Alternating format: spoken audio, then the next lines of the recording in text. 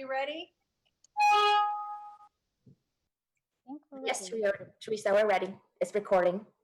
Thank you. Hi, everyone. Good evening. Welcome to our July General Plan 4-Year Review Task Force meeting. It's great to see all the task force members and many others calling in to this virtual meeting. Jim Zito commented a little bit ago that he does not have a working camera. And just for the sake of the public to know that we are here, if you do not have a working camera, can you just make note of that, task force members? Any of you? Oh, Everyone else has a working camera. Teresa, this is Sylvia Arenas. I also don't have a working camera myself. Okay. Thank you. Just so folks know that you all are actually here. This is Juan Estrada. I will be turning on my camera in a bit. So I have a working one, but it's not on. Okay. Apparently I have bad lighting, Teresa, so I hope that can be overcome. I think we'll survive. All right. Thank you all. So I will review the agenda in a moment, but for now, I'd like to ask for a motion to approve the February 27th and June 25th meeting synopses. They can be found under their respective task force meeting links. So moved. Motion to approve. Second. Did they make the changes that I requested last meeting? Please ask, what were those? There were that we reopened the community. Are you looking for a motion? I'll move approval. We have a motion and a second. Yeah. There is a question, however.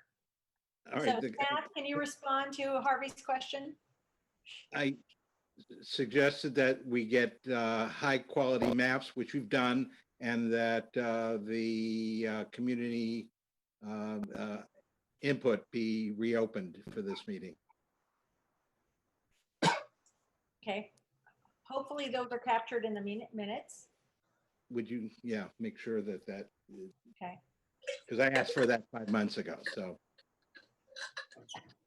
Yeah.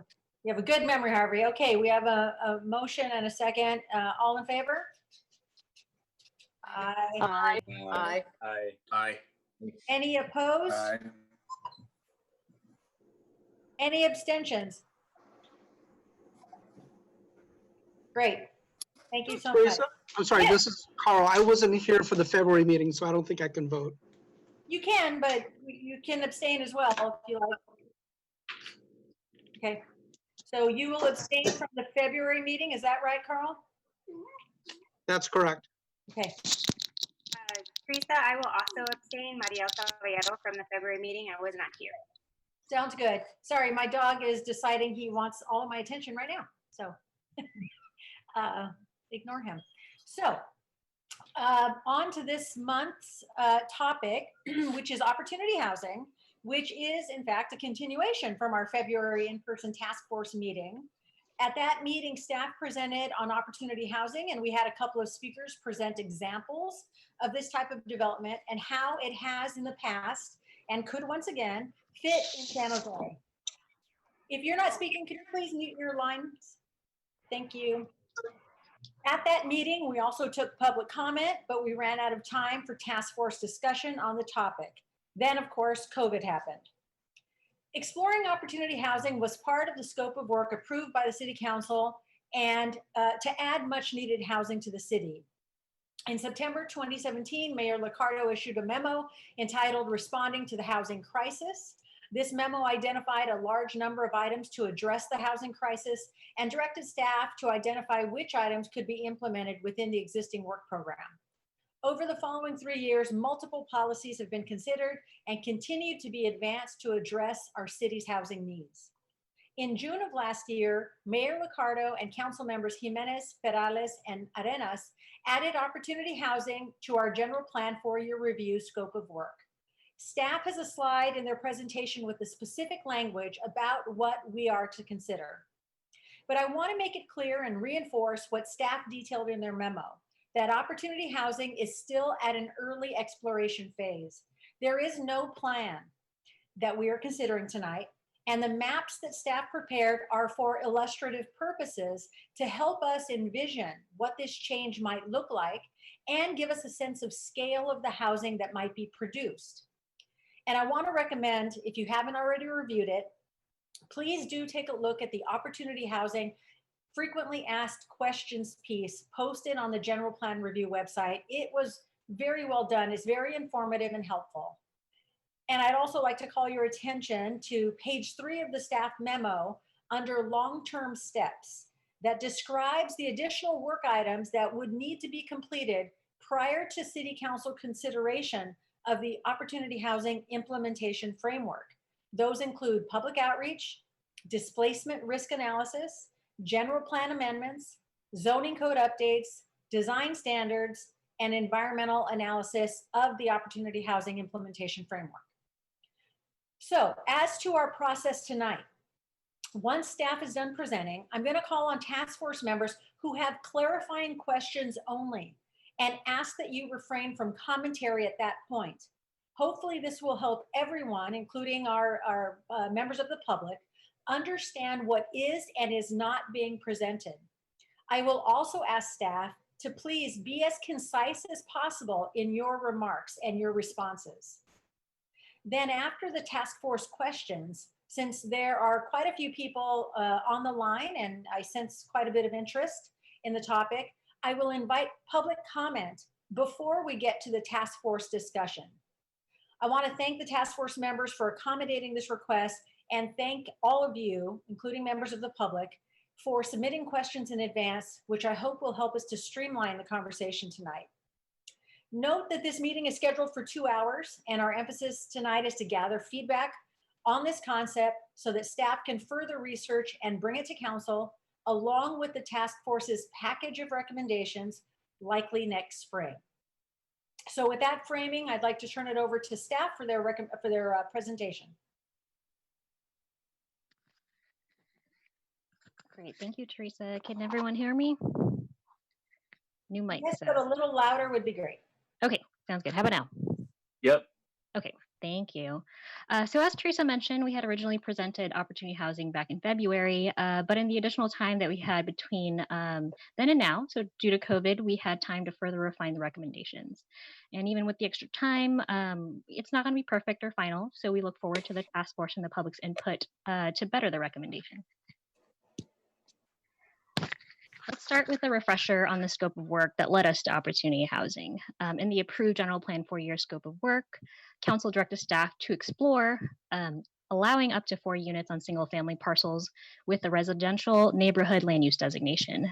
Council also gave us some parameters in exploring what we are calling opportunity housing. It would be limited to areas proximate to transit-oriented urban villages or parcels next to existing medium density residential.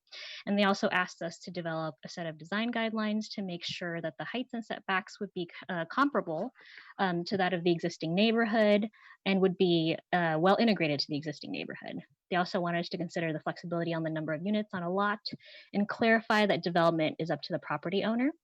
And also come up with ways to be sensitive to historic neighborhoods and also validate that opportunity housing is cost effective. There's also some background included in the scope, and I wanted to share the language directly from the council approved scope to provide some context behind opportunity housing. The memo established that there is a need for opportunity housing types such as duplexes, triplexes, and fourplexes.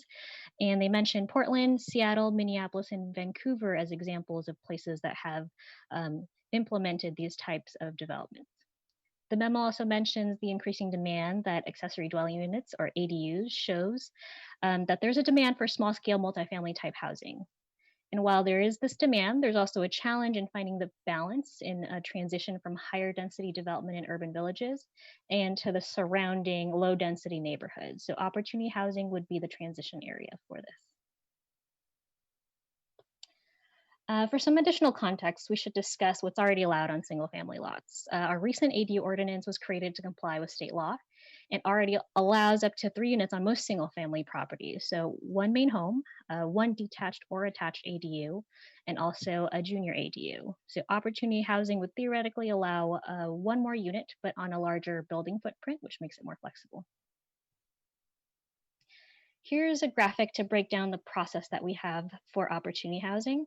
Right now, we're still in the conceptual framework phase where we're exploring the idea of opportunity housing based on direction from council.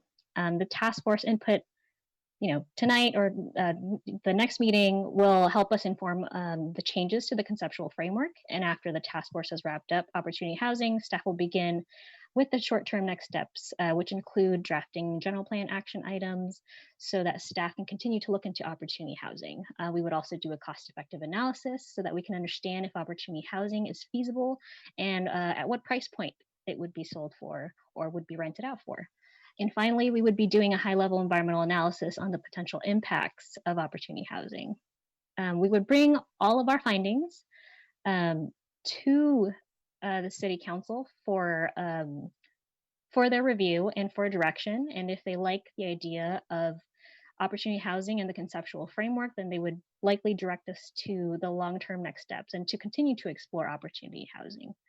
Let's see. So there are quite a few things, as Teresa mentioned, that are in the long-term steps. There would be a comprehensive community engagement program, a displacement risk analysis, draft general plan amendments to allow opportunity housing, revisions to our zoning code to allow opportunity housing, and then establishing design standards, which may vary citywide, and then an in-depth environmental analysis, since we would have started to narrow down the areas that would be impacted. All these components will be shared with the public for comment through the community engagement process. And after all of that is complete, staff will put together an implementation framework package and then present it officially to City Council for approval. So if City Council approves the implementation framework, then we would begin opportunity housing implementation. So today's meeting is just one of the first steps in a much longer process. Here's staff's current proposal for a conceptual framework based on the approved scope of work. We propose that opportunity housing should be allowed within a half-mile walkshed of transit corridors and stations in transit urban villages. And we'll call this criteria the TOD criteria. We would also allow opportunity housing next to existing multifamily development or next to sites that have a medium or higher residential land use designation, and we'll call this the non-TOD criteria. For opportunity housing, they would still have to meet criterias 3 through 7. So they can't, in order to build opportunity housing, you can't be a qualifying property under the apartment rent ordinance. You cannot have had renters in the past 7 years. You shouldn't have used Ellis Act within the last 15 years. If your property is historic, we would allow opportunity housing there, but it would have to reuse the structure. And then the last one is something new. The first 6 criteria were similar to our recommendation before, but the last one is new, in that we would limit opportunity housing to purchase or long-term rentals. Some of the refinements we made to staff recommendation is that 1, opportunity housing should be a land use overlay. In our previous recommendation, we proposed it as just a policy text, which would be vague and lead to inconsistencies in implementation. And so an overlay is proposed for the TOD criteria to provide transparency and clarity to both the public and staff. The non-TOD criteria will have to remain as policy text since we don't have a reliable data source to map all the existing smaller scale multifamily housing types. I want to clarify that this doesn't mean that we're adopting an overlay as part of the task force meeting. It's that, when we finalize everything, that would be an overlay. That is the policy medium that would be adopted in the implementation framework. We also changed the base methodology from a straight radius from the transit urban village boundary to a watershed generated from the transit corridor and rail stations within transit urban villages. Staff made this change because using an existing sidewalk and street network is a more accurate depiction of access to transit into the retail and services that you would typically find in urban villages. Another refinement that we made was to apply streets, freeways, creeks, and other natural and human-made boundaries to the opportunity housing boundaries. Before, the radius and the walksheds would go to mid-block and the boundaries would be okay mid-block, but in our revision, we polished it and applied and included whole blocks and excluded whole blocks where appropriate to use some natural boundaries to polish the boundaries. Although not listed, we also updated our data sources to be more accurate, and we applied better quality control by excluding sites that wouldn't be appropriate for opportunity housing, such as mobile home parks. The scope proposed allowing opportunity housing proximate to transit-oriented urban villages, but staff understands that there's many ways to define proximate.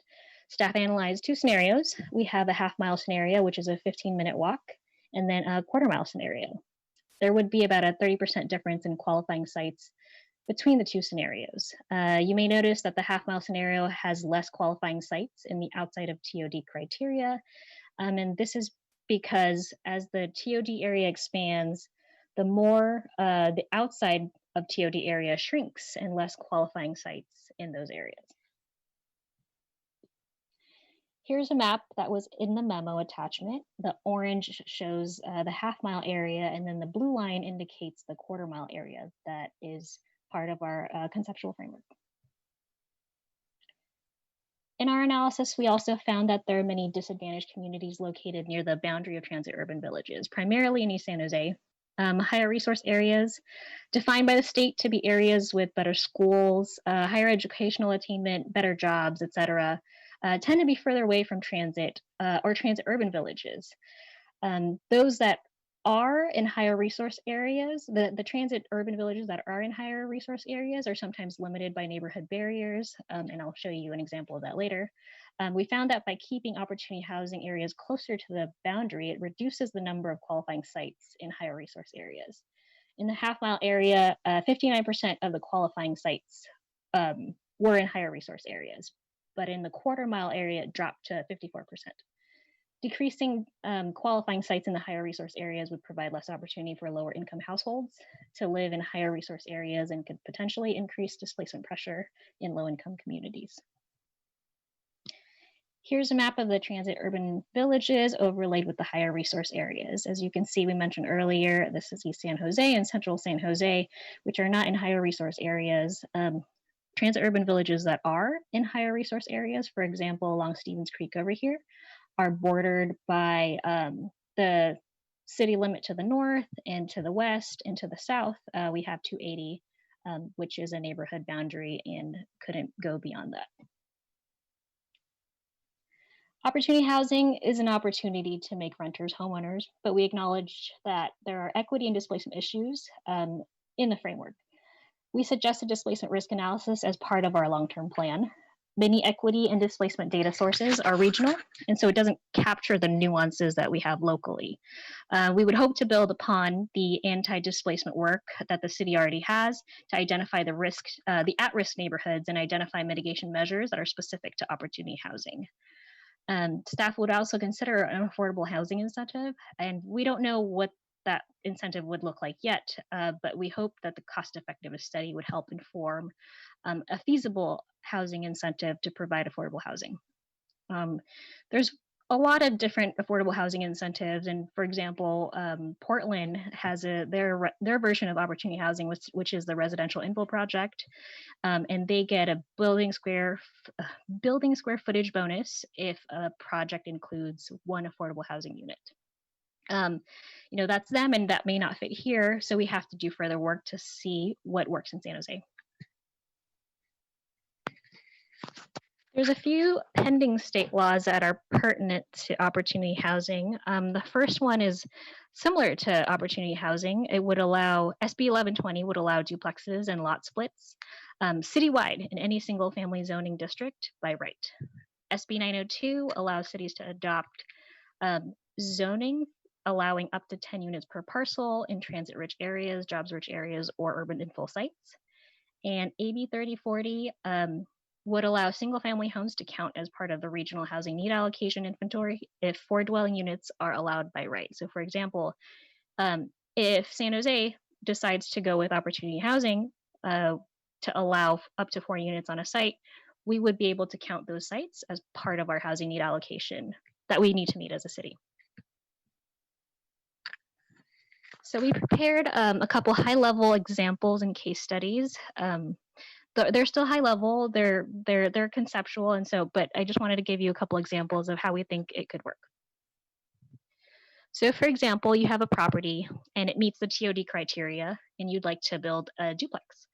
And it happens to have a land use designation of residential neighborhood in a zoning of R18.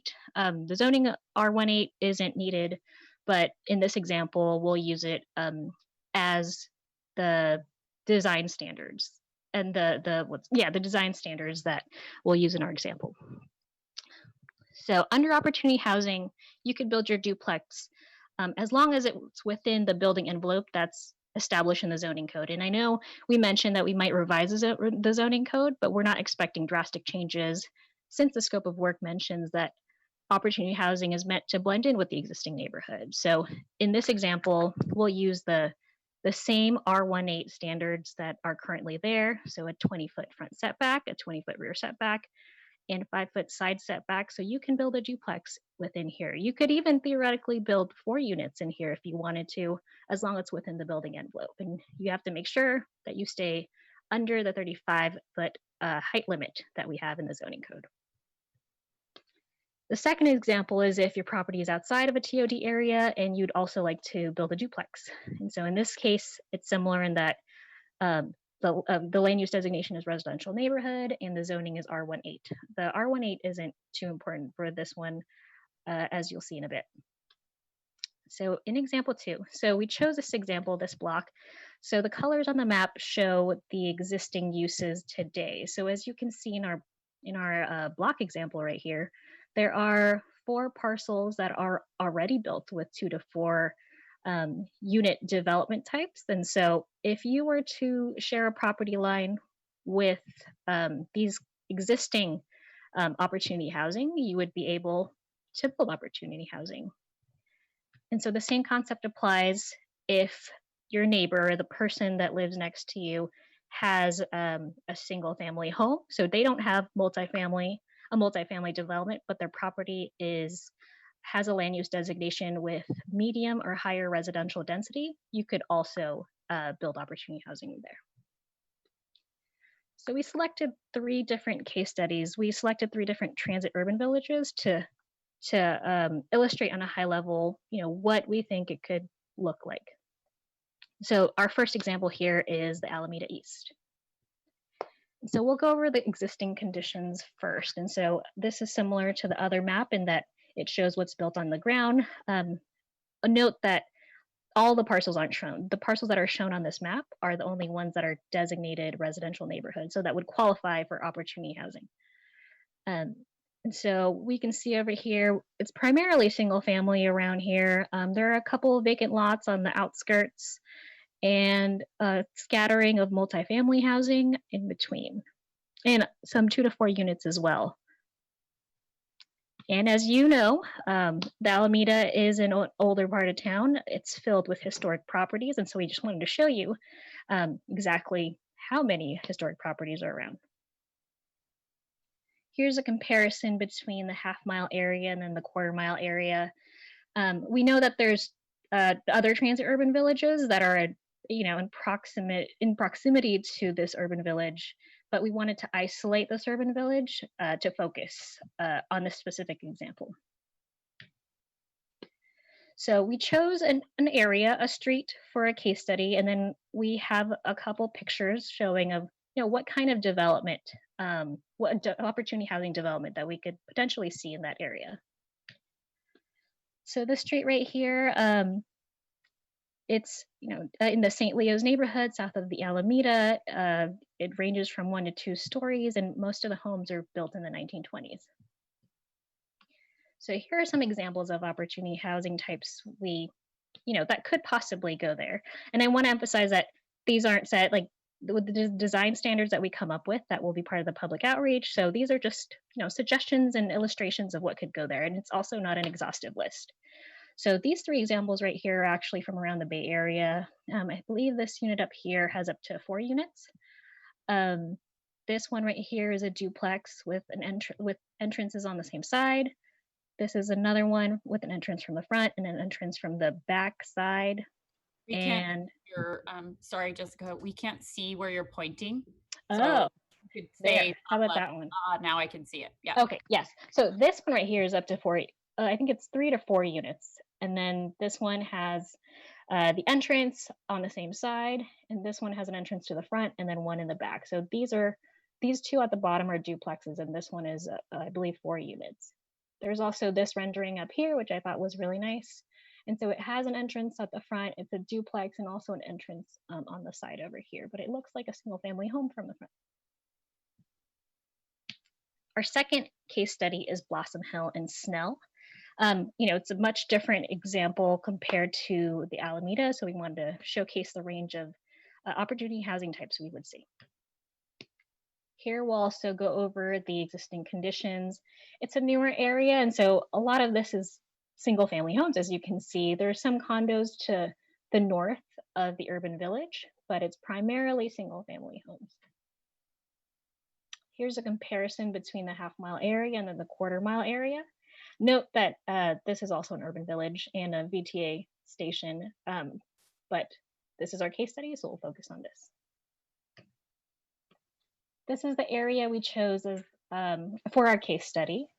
So the existing neighborhood is filled with ranch-style homes, 1 or 2 stories, built approximately in the 1970s. So here are the examples of opportunity housing types that we could see in this area. So this one is a new duplex in Portland. This one right here is actually an example, an existing duplex in West San Jose. So there's 2 units here. You can't really even tell. And this one right here, if any of you attended the January, was it December or January, but Adam Mayberry presented on his project. This new duplex here, I think, is in the New Hall area. Our last example is the Alum Rock, east of 680 Transit Urban Village. So, this is different from both the Alameda and Blossom Hill Snell. What's it called? Right here, you'll notice it's grayed out. A lot of this is unincorporated county land, but it is still surrounded by single family homes, but has more variety with 2 to 4 unit housing developments, condos and townhomes and multifamily housing scattered around it. Here's a comparison between the half-mile area and quarter-mile area. The same situation here. There's actually a transit urban village here, but we wanted to illustrate that we cut off the opportunity housing areas on the freeway because it's not walkable.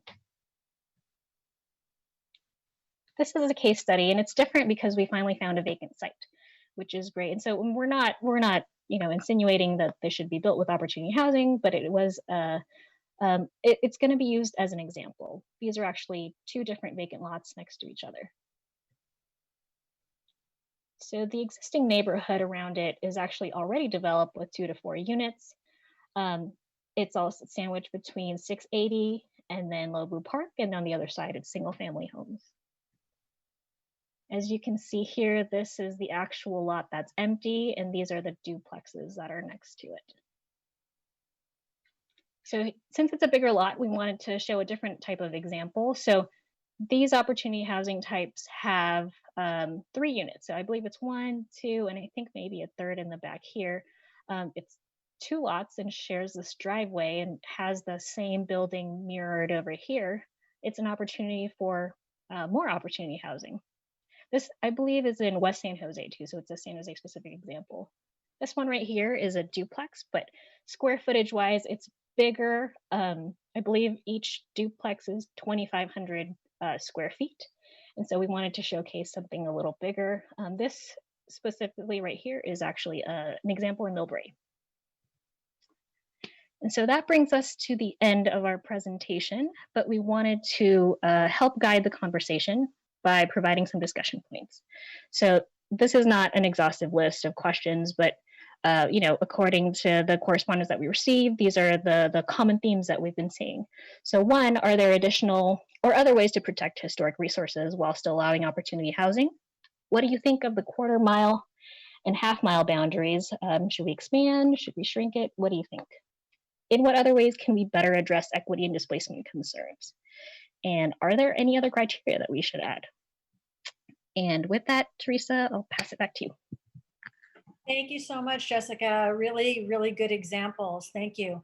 I'm stalling for a moment as we have a couple of task force members who are in the attendees room, and they are transferring over to the panelists room so that we know that they're here. So I will wait a moment to see if I believe Leslie Corsiglia and Kevin Wick. There's Kevin. And I assume Leslie. Staff want to ask, is SV Home, is that Leslie? Yes. Leslye. Thank you so much. So as they get added, I wanted to ask if any task force members have clarifying questions before we respond to the questions that staff have posed of us. Are there clarifying questions from the task force about the presentation? I have, Oh, please go ahead, council member. But I see also, I will go by the participant list. So we'll have council member Foley and then Arenas and then Smita and then Eric, and then we'll continue. Please. great. A couple of clarifying questions. I noticed on the conceptual framework, and Jessica, that was a great presentation. Thank you very much. Very, very detailed. But I have two questions regarding the framework. One is related to the purchase or long-term rentals. Can you tell me what the background is on the limitation to properties for sale and the long-term rentals? Why are we limiting opportunity housing to those? Right, and it's to preserve, opportunity housing is intended to be more affordable by design, and it's smaller units. And so we want to preserve that for our community rather than having them rented out to short-term rentals like Airbnb and, VRBO. So the intent is to preserve the affordable housing stock. No, that part I understand. The long-term rental, I don't have a question about. It's why are we limiting to purchases? It says our purchase are limited to, is it specific to purchases of long-term rentals? Is that what No, it's either purchase or long-term rentals. Okay, so I'm selling my house and it could qualify potentially for an opportunity housing, but if I'm not selling it, it doesn't qualify. Is that what you're saying? And if so, why? No, maybe. So if I sell or if I decide to purchase a home and I develop it with opportunity housing, I would only be able to sell the units or to rent out the units for long-term use. Okay. If I can jump in, this That is language was confusing to me I then, see. so perhaps we could, because I'm in the real estate business, so I read that as I'm selling my house and therefore I can benefit from the opportunity zone, but I can't if I own it and am converting it, let's say, or adding on an additional unit. So if we can clarify that language for the future, I understand what you're saying now. That makes perfect sense to me. Okay. Thank The you. other, and maybe the other question is around the same issue. It's also clarifying, and I'm sticking to your guidelines, Teresa. I loved your setup. That was really wonderful. The limitation to properties that have been rented for the last 7 years. Why are we limiting this to properties that have not been rentals in the last 7 years? I can answer that. We are trying to protect renters, and so to prevent people from being evicted in order for people to capitalize, to create more units, and to essentially push their existing renters out so that they could build and then profit off more. Right, and when we were looking for kind of ways that we could look at reducing displacement risks from this policy, that we looked, one of the state bills we looked at was SB 50, which is no longer moving forward. But one of the provisions they had in that bill was this one here, where it wouldn't allow you to take it if you had rented your home over the last 7 years, you wouldn't be able to take advantage of this particular policy to avoid having someone evict renters and kind of hold the property, or evict renters and to be able to then develop opportunity housing to be able to rent it at a higher rate or rent more units. Okay, I appreciate that, thinking, and maybe this is for a discussion later. I'm not sure if this fits into Teresa's criteria, but if we limit it to the 7 years, then we're limiting it, and cut me off, Teresa, if I'm going in the wrong direction. If we limit it to 7 years, if I say I could potentially expand the number of units that I'm renting rather than decreasing the number of units I'm renting. So with an opportunity zone, the idea is to increase housing stock. So it's a possibility that, and displacement is important for us to consider, absolutely. But if we're limiting it to properties that have been rented in the last 7 years, then that limits potentially property owners from being able to create more housing from their properties. So maybe we want to consider other types of restrictions on those properties when it comes through as an exemption. And then last question, what's the status of SB 1120? I'm not sure about that. Jared or Michael, do you know? Yeah, That's I fine. know. It's my understanding is made out of the Senate. It's over in the House now, and it's moving forward. So I think we'll know in the next couple of months if it Okay. is If I could respond, I mean, it's going to Assembly Local Government in a week, and we'll know in the next couple weeks whether or not that bill will make it forward.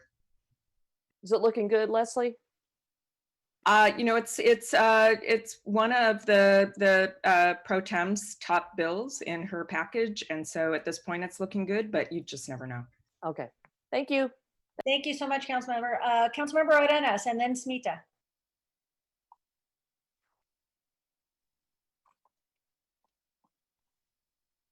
Councilmember Arenas, I think you're still on mute. Okay, so sorry about that. Thank you, Teresa. So my question is, is it fair to say that the proposal today could have the effect of increasing segregation in San Jose and not really decreasing it? And I appreciate some of the letters that have come in through the public and also as part of some of the task force members that have recognized this. And then could citywide opportunity housing likely to have maybe potentially the opposite effect?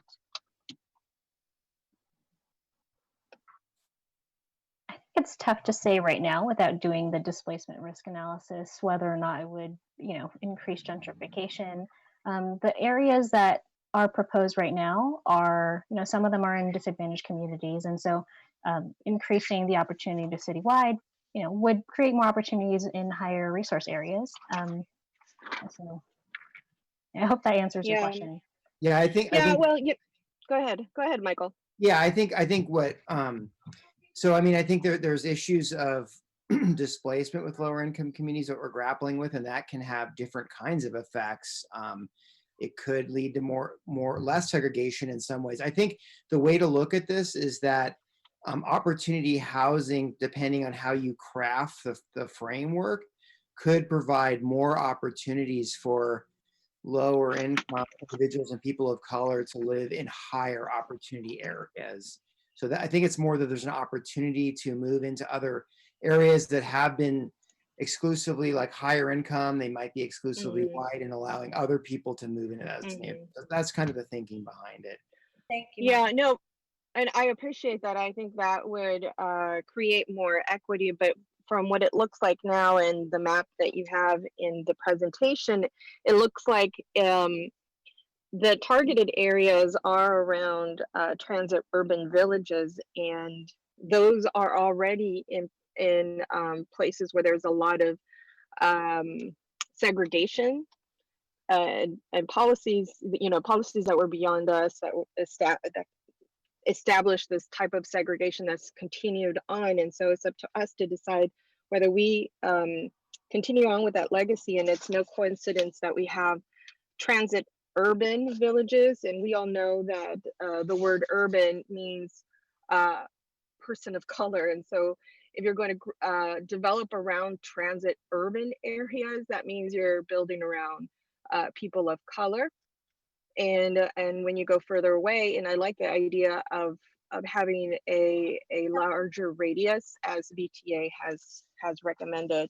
And so I hate to interrupt, but can we stick to questions for this segment, please? Do you have Sure. presentation? Sure. And you know what? I didn't expect to have any answers at this point. I thought we were just going to pose our questions and then they were going to be part of later having answered. But because somebody interacted, I'm going on this. But yes, absolutely. So I guess the last bit would be, I know that there was some protections or some concerns for historic neighborhoods. And so my question would be if it would, is it normal that in historic neighborhoods there to be different types of buildings and different architectural styles on the same blocks?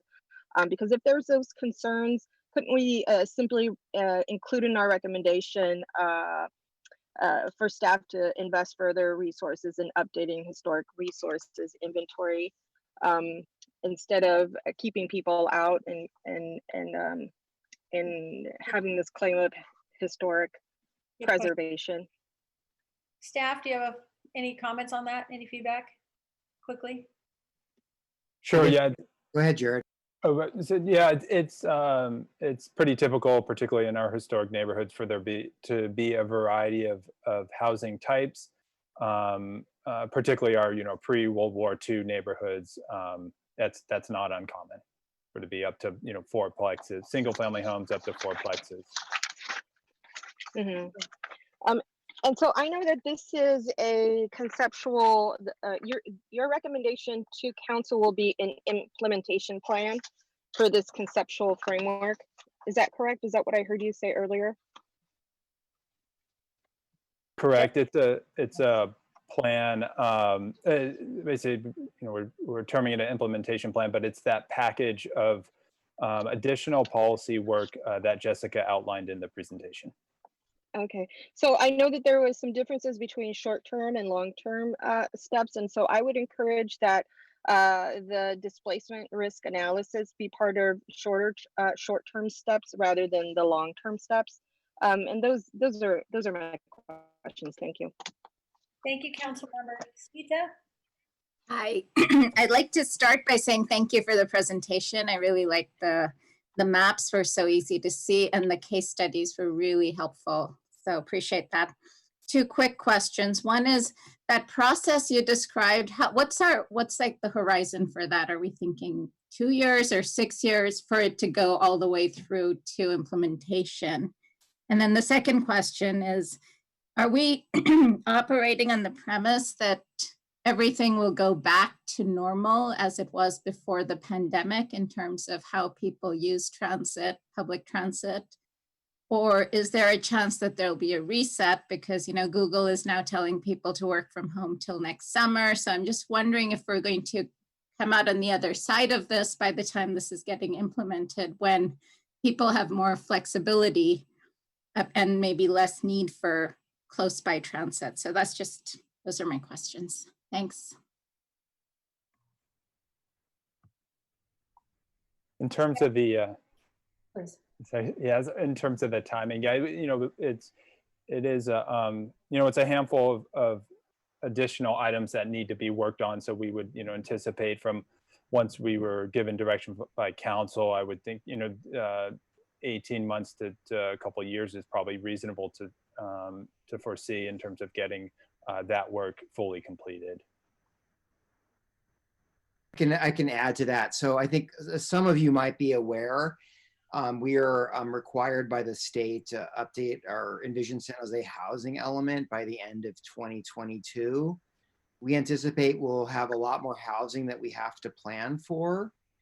That's no surprise to any of us or any of you, I think. And so our thought, at least at this point, I mean, we can always look at speeding this up, but our kind of thought is that it makes logical sense to include that as part of that process. And we'd use the environmental clearance, likely an EIR for the housing element. We'd use that sort of to clear this package of policies and ordinances for opportunity housing. Regarding pre-COVID and post-COVID, we don't really know. I think we probably can guess. You can guess as well as we can. I mean, I think there's a lot of questions about that, a lot of unknowns. I think, there could be sort of permanent changes a lot. I mean, we could anticipate very well that people will work remotely going forward. We just don't know to the extent of that. And, while transit definitely is being impacted now and probably will be for the next couple of years, we don't really have a clear sense of what the longer term impact upon transit will be. So, that's again, part of why we have 4-year reviews is the world changes. You can't always foresee it, and you need to adapt and change given changing circumstances in the world around you. Michael. Eric, and then Jesse. Yeah, thank you, Teresa. So my clarifying question is, what motion or recommendation is the staff looking for from the task force tonight? Because in my personal neighborhood, the Vendome neighborhood, there's significant concern of single-family homeowners about potential impact of this policy. And as I understand it, tonight, all we're really doing is recommending to the city council that they initiate a process. And a big part of the process is future community engagement and analysis of potential criteria to come up with a policy that ultimately will be decided by the council. So it'd be good to understand exactly what the task force is supposed to do tonight, because there's members of the community who are going to speak that fear that we are literally adopting a policy tonight. We're deciding on the specific criteria, and that this is a done deal. So can we clarify that? Yeah, let me respond first if I could. That's why I spent so much time, Eric, on my framing comments, that, we really wanted to invite the public to give us feedback on this concept, that this is still a very early stage. There certainly is no plan. These maps are not maps per se that define what areas are covered. They are for discussion purposes. At the same time, we are a task force. This is a task force meeting. It was not billed as a study session. And so, either way, this is very much the start of a public process. What I wanted to do was make sure we left enough time for public comment, because I know there was quite a bit of concern out there. And I hope people are recognizing that this certainly is in no way any kind of a done deal. If staff want to add to that, you're welcome to. Yeah, I will. I'd like to add to that, Teresa, because first off, I don't think what Eric is saying is actually very accurate at all. There's a recommendation Go ahead and get to for us Michael, from staff. and then we'll get to you. Thanks. Michael, please. Okay, well, all right. Yeah, I was just going to say that, yeah, I mean, we have sort of this concept. We're looking for input and a recommendation really from the task force on the concept, on the criteria, are the type of things that the council staff should be considering if this were to move forward. So are there other ideas about displacement? Are there other ideas about historic? Should we kind of be, tightening up our focus with opportunity housing and to make it much tighter close to the village? Or should it be much, is it a much wider boundary? I mean, I think those are the kind of things that we're looking for. Mind you, what gets approved, we'll get direction from council on this input that the task force is providing and staff will be giving to them. But what ultimately get approved may not be for another 2.5 or years from now. So that it's a longer term play. So we're just trying to get, are we heading in the right direction? What are the concerns? What are the things that we need to focus on? Is this generally the right kind of criteria? Are we headed in the right direction? Thanks, Michael. David, did you want to make a comment before I asked Eric for a second question?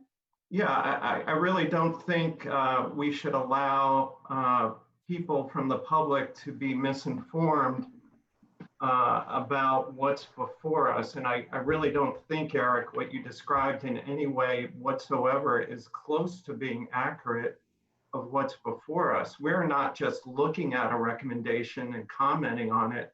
There's a staff recommendation. It's up for approval by the task force. One option is to do a 1/2 mile radius. You know, there are options to do a 1/4 mile radius. And this task force, excuse me, this task force is being asked to approve that recommendation. Now, one of the problems that occurred here is there's been a request for months. I think Harvey's made this request quite a bit to get the maps out of the areas that would be affected by this.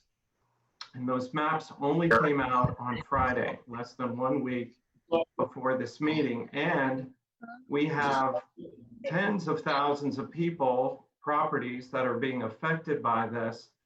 And there's a move afoot. You maybe turn, because doesn't that drain? No. Are you on now? I turned it off. Rosalind? Okay, I'm going to keep going here.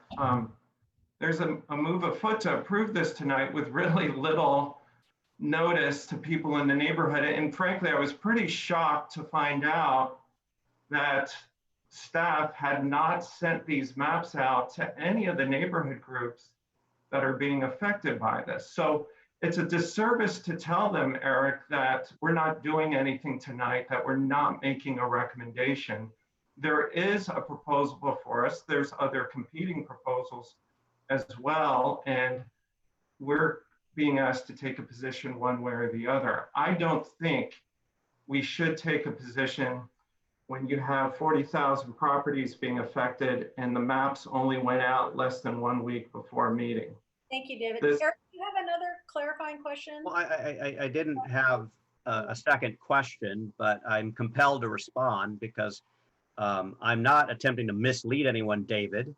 I am asking the question because it's unclear to me what the expected motion and recommendation is from the task force. I see the 7 criteria in the policy framework. I don't see where we're supposed to answer the question whether it should be a 1/4 mile or a 1/2 mile or citywide. I don't see that in here. So that's why I'm asking to clarify, because I don't intend to support any motion of a specific decision or policy. The only motion I'll support is whether or not we recommend to the council that they should initiate a process, and that's it. And anything more detailed than that, I think is inappropriate. Okay. Well, my position, I want to be clear on this, and Jesse, why don't you ask your question, please? Sure, thank you, Chair. I wanted to check in. I know the City of San Jose recently established an Office of Equity. Is that correct?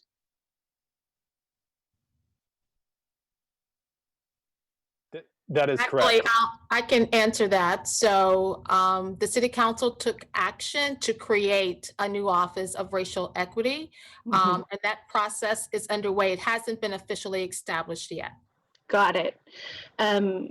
I think the implications of a tightened application of opportunity housing does have true equity implications, and I'd hope that that office would be in tight coordination with city planning as this process moves forward, because I do think the training and lens that group has will be tremendously beneficial. I do worry that implementing opportunity zone in a narrowly focused scenario does create opportunity for further segregation. And so I'd like professionals that are, well-versed in equity issues to be working hand in hand with planning staff as the process moves forward. I do have a secondary question. Of the case studies, or of the 3 or 4 examples that we have, Seattle, Vancouver, Minneapolis, and Portland, as they've moved into their implementation phases, do we have any data on the number of voluntary permits that have moved forward post policy implementation? And I think that's good context for people to have. I think people are really concerned about doing away with single family neighborhood context, but this is a voluntary process. So I want to understand the data points and from neighborhoods that have actually adopted similar policy. You know, what does the implementation look like? Do we have any data like that? Thanks, Jesse. Not currently, but we can certainly reach out to them. All of, all the 4 cities that you mentioned, they recently passed it too, and so, their data is also pretty fresh. There might not be much, but we will reach out to them to follow up with your question. Thank you, staff. Jim, you're next. Zito. Thank you, Madam Chair. Thank you, staff, for your presentation. I'm going to split my clarifying questions into 2 so I don't overwhelm staff too much. I'm trying to understand a little bit better what the overall outcome is meant to be. Are we trying to come up with for sale housing or for available housing, including rental housing? Kind of keying off of Councilmember Foley's question. And then will that apply to PD zonings as well? So that'll be the first half. In terms of rental versus ownership, we're agnostic on that. It could be both, or it could be either for purchase or rental. For PD zonings, that's work I think we'd have to look into, down the line. At this point, we weren't necessarily contemplating it in PD zonings, but it's something I think we would consider. Yeah, I think if I could respond to, I think it could be very, very similar to ADUs, where we did change our ordinance to allow ADUs in PD zonings, and we could explore that as well in for opportunity housing and PD zonings. I think the real issue with opportunity housing, though, is that they have homeowners association with lots of rules, and so you have to acknowledge that even if the zoning code changed, there's other rules that would likely preclude opportunity housing unless the state creates a framework where that would be where opportunity housing would supersede the HOA, which I think is what they have or are proposing for ADUs. I'm not sure where that is. Probably Leslie can speak to that. Thank you. Okay, so I appreciate those answers. And if that's true, then we really do have to be clear, because there's a lot of the newer developments, especially in Evergreen, I'm sure in other neighborhoods as well, that are PDs. And there are a lot of larger lots as well that probably could accommodate well homes. So there's something to look into. So the question to tag on regarding rentals, I'm glad to hear that it could go either way. So I'm wondering why the numbers 7 years have not been occupied by renters within the last 7 years, and then the 15-year number for the Ellis Act ordinance.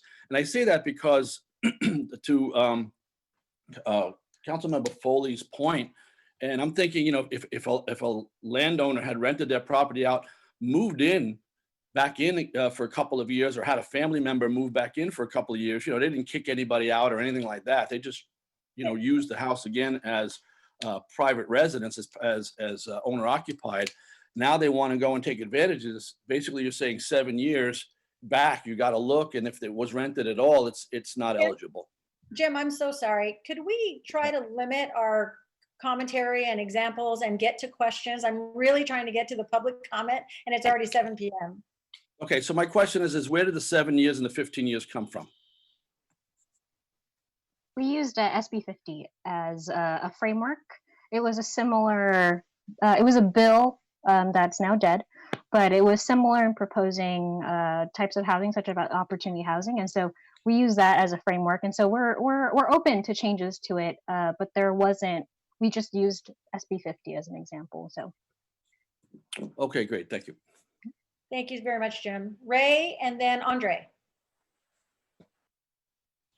Thank you, Madam Chair. And thank you, staff, for the presentation. Just kind of a quick question.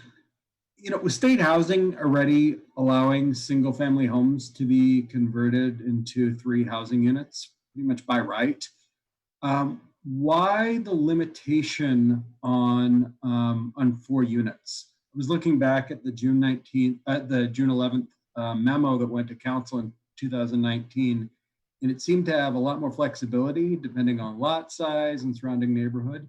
And I'm just curious why that 4 top number is there. Thank you very much.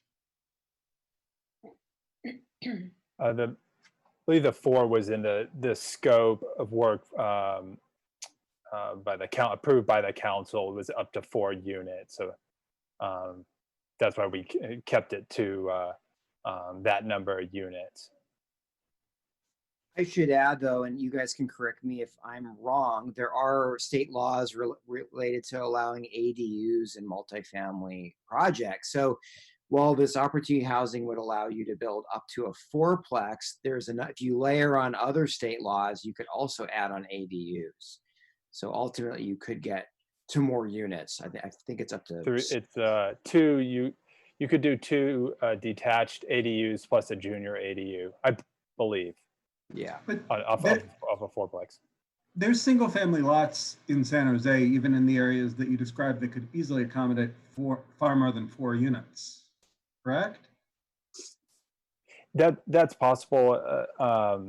Again, the scope, our scope of work was pretty clear on that. It would be like duplexes up to 4 plexes. So we kept it within that. Thank you, staff. Andre and then Vince.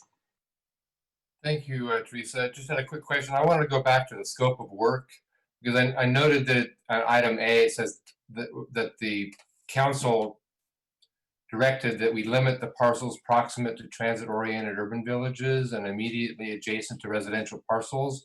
And I want to understand if that is in fact the verbiage that the council directed, and why wouldn't we want to consider citywide? Because to me, the issues of displacement and the opportunities for additional opportunity housing would be increased if we looked at other areas citywide.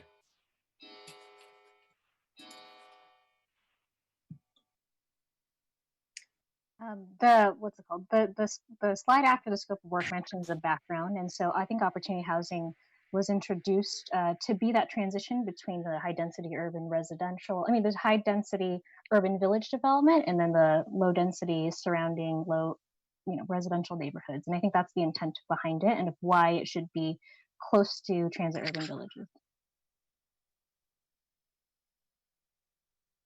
Okay. But is that in fact what the council direction was, that it had to be limited to those criteria? I mean, again, shouldn't we consider citywide as a possibility? I think that is a very good comment to bring forth during our discussion as a task force. Good. Thank you so much. Vince and then Robert. Thanks. Seeing how when you go from half mile to or quarter mile to half mile, it increases the opportunity for high resource areas to be included.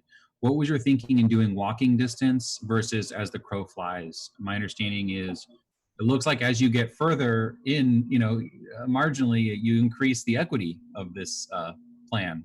And so that's one. And then 2, it seems like you're doing a lot of things that overlay with existing city laws.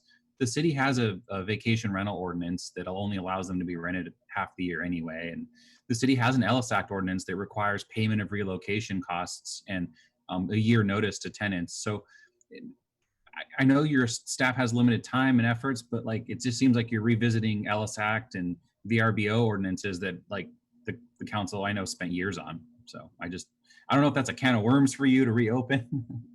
That's all. To answer your first question, I think the thinking was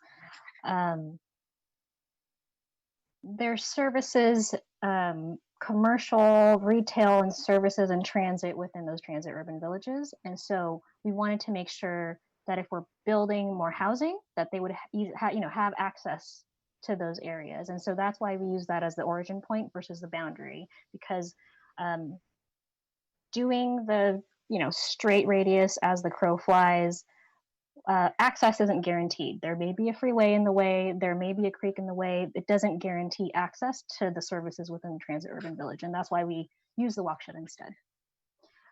In terms of your second question, it's not necessarily that we wanted to add work and criteria to this, but I think we wanted to make it clear. For example, in the scope of work, we want to make clear that this is on the property owner. If they want to develop opportunity housing, it's on them. But this is just to reiterate that and to clarify that this isn't, this is for purchase and for long-term rentals and not for short-term rentals, not as added protection and double dipping in the work that was already done, but just to clarify. Okay, we have about 8 more task force members who have questions. I would like to get completed with your questions and staff answers by 7:15 so that we can get to public comment. So Robert Levy and then Juan Estrada. Yes, thank you, Madam Chair. Michael started answering my question concerning the cumulative impacts of the state ordinances such as AB 68 and potentially the 2 pending ordinances or 2 pending bills. If I understand what you were saying, as potentially on my house, I could have 7 dwelling units. I could have a 4-plex and then 2 ADUs, separate ADUs and a junior ADU. Is that correct? Yes. And so, okay. And throughout the rest of the city, on every residential property based on AB 68, you have 3 dwelling units on a parcel by right. So I'm not sure we clearly understand the cumulative impacts at this point in time. I know that's commentary. The second question was concerning the map, the overlay map. Was that inclusive? When I took a look at it, I saw areas that were clearly in urban villages that I didn't see on the map.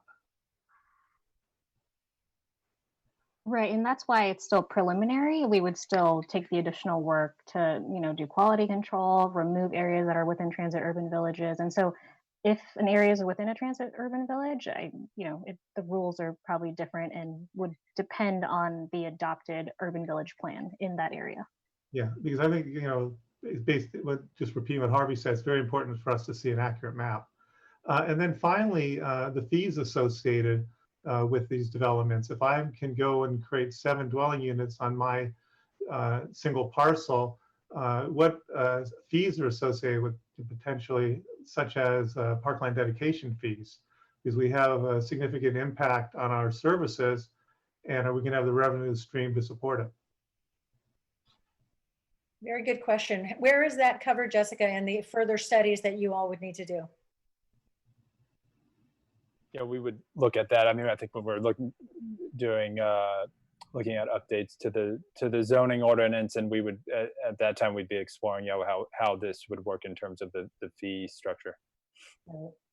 Okay, 7 more minutes. Juan and then Harvey. I appreciate all the commentary so far, even though we're only asking clarifying questions. And I look forward to the point at which we have to choose whether to support the recommendation or not. At what point is that? I assume it's after public comment? Yes, it would be if we got to that point. Yes. Thank you. Thank you. You have a question, Juan? Yeah. Okay, Harvey? I have 3 questions. What is a higher resource area? That was on one of the slides. It's a good question, Harvey. The staff have been talking about that as well. So can you clarify, staff?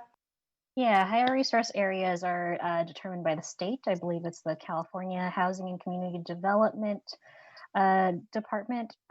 They set out a map each year that shows areas with higher resources. And so it includes metrics such as educational attainment, good schools, access to jobs, things of that sort that classify it as a higher resource area. Okay, thank you. How will you determine rental history? That is, I think that would be difficult to do. Yeah, we're still trying to figure that out. Yeah. Yeah, okay. And then I'm looking at the case study that you gave the Alameda. I looked at the existing conditions for historic, and you've got the Shasta-Hanchett conservation area clearly defined, but you have St. Leo's, which you said was a 1920s neighborhood, and you only have like a scattering of houses. When are we going to be able to do a significant historic resources inventory so that we can actually find out what we have? Because I think that St. Leo's neighborhood has a large number of historic houses in it, and I don't know what resources we have. How we can move forward to put an overlay over that without the map showing what's historic. Yeah, I don't have a 100% answer to that, Harvey. I don't know. I think, but we do have resources, and we are moving forward. We've selected a bench of consultants to assist us with that work. So I can't give you an exact timeline, but the staff thinking is on this is that if opportunity housing were to move forward, it's going to be very important to do that survey work as expeditiously as we can to understand what are the resources out there. Well, I think, yeah, okay, thank you. Thank you, Harvey. We have 5 hands up and 5 minutes, 4.5 minutes. Roberta, Deb, Michelle, Marielle, and then Sam.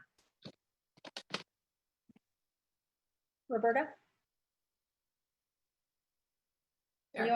So I have a few really quick questions and then a few others. Is this only for tear downs, or can units be added to the property? I think it's both. It's both renovation and tear down and rebuild. Okay. And so you're saying up to 35 feet tall, even if the whole neighborhood's single story, they can build anyone could build a 3-story building.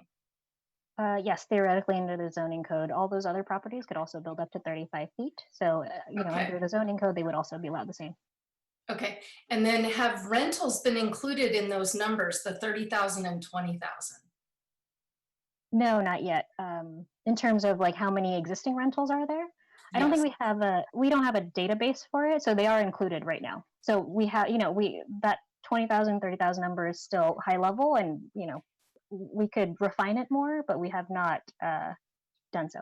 So rentals are about 40% of San Jose's housing stock, and they tend to be more in the areas selected, just FYI. Percentage of people who own rentals by race, and by the way, that's available in the rent registry. The Arrow rentals, do you have that? Can you get that? We can look into it and get that.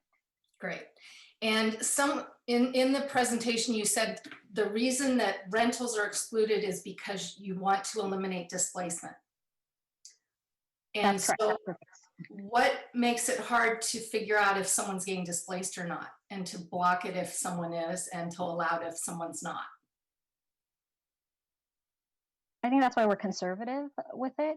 We don't know. And so it would be difficult to prove whether or not someone is being displaced, or whether someone was displaced to hold the land until they could build opportunity housing. It's difficult to prove. And so that's why we proposed a criteria that was more on the conservative side. But there is a permit process for this, right? Where someone could go out to the property, right? Yes. Correct. There would be a permit process. Well, that's it for now. Thank you. Thank you so much, Roberta. Okay, Dev, Michelle, Marielle, Sam. Thank you. I have a follow-on question to Harvey's question about historic resources, because my original question had been exactly what Harvey's was, which is what about our historic neighborhoods that haven't been studied yet? Michael, you said there would be a commitment to doing that before this policy was enacted. So what is the timeline for getting all of those? I mean, I know there's a backup, and I also know that in the neighborhood in which I sit right now, where I live, it took 12 years to get our neighborhood designated as historic. So how likely is it that we will even be able to have opportunity housing and have our historic resources inventory fully vetted? Right.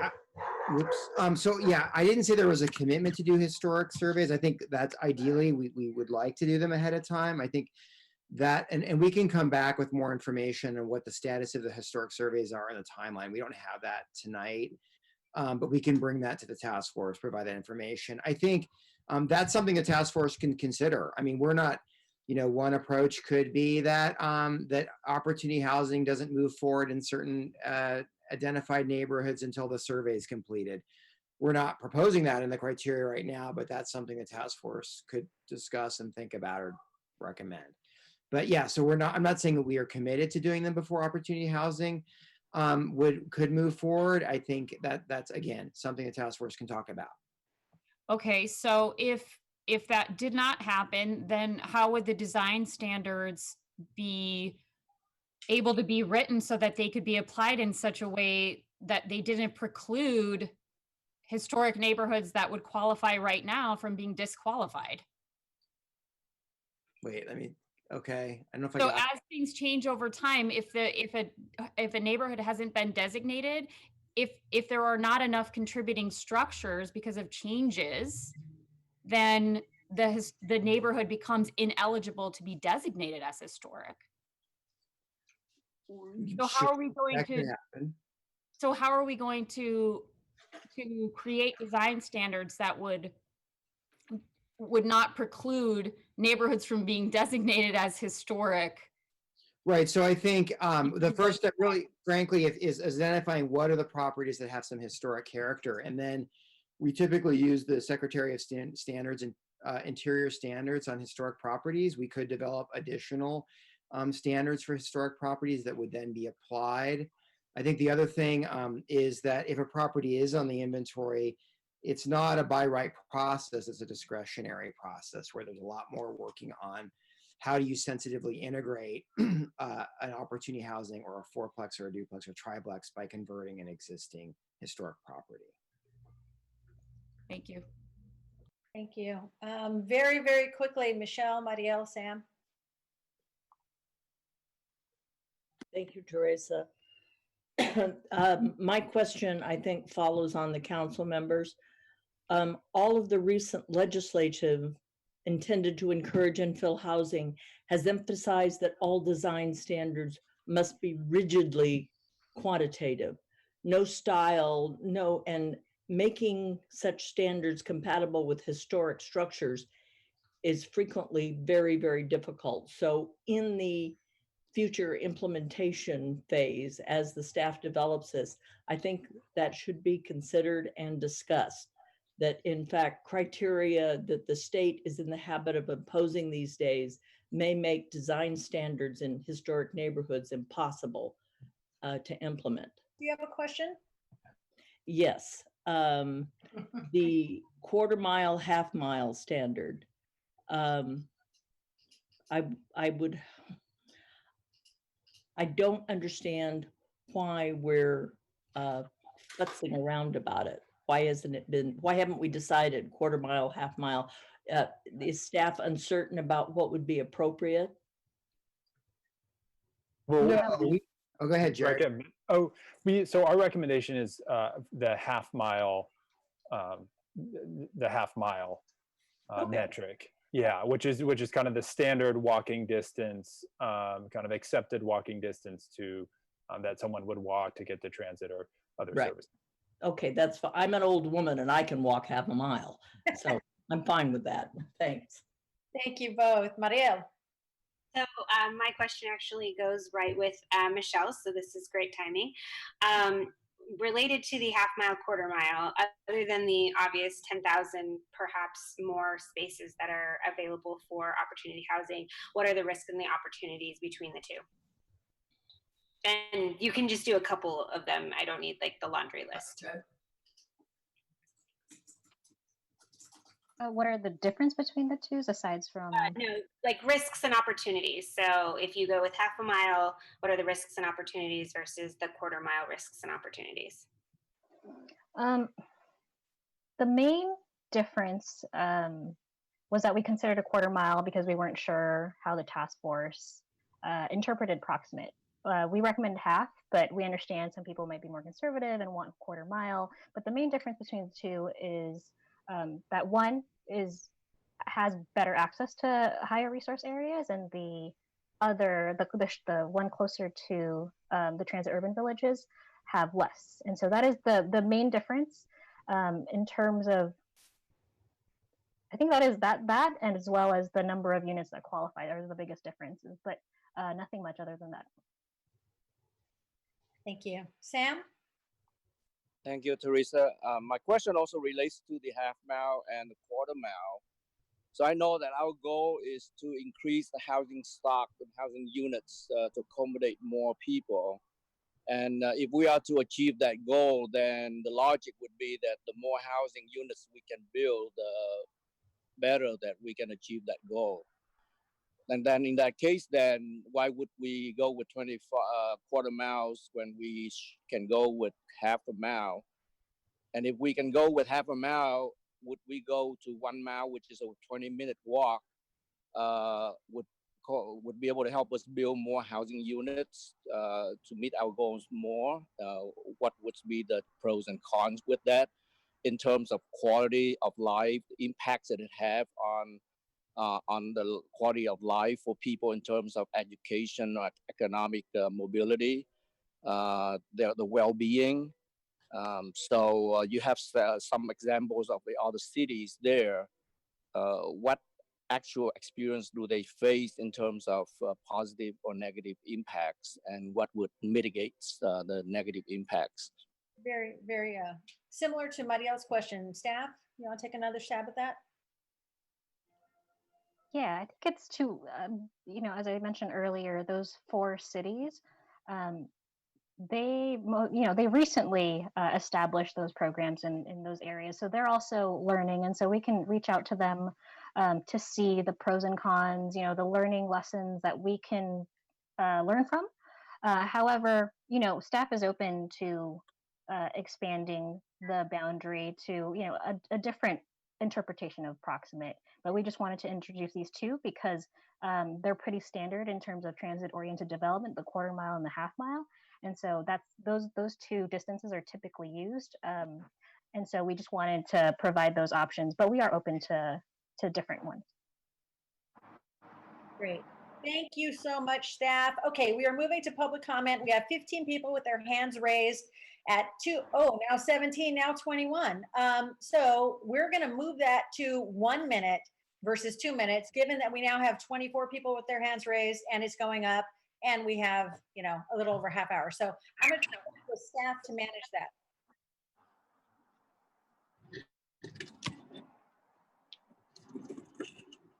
And which staff person is going to be monitoring the public comments with their hands up? That would be Robert, I believe. But 1 second, let me pull up the PowerPoint presentation and share my screen.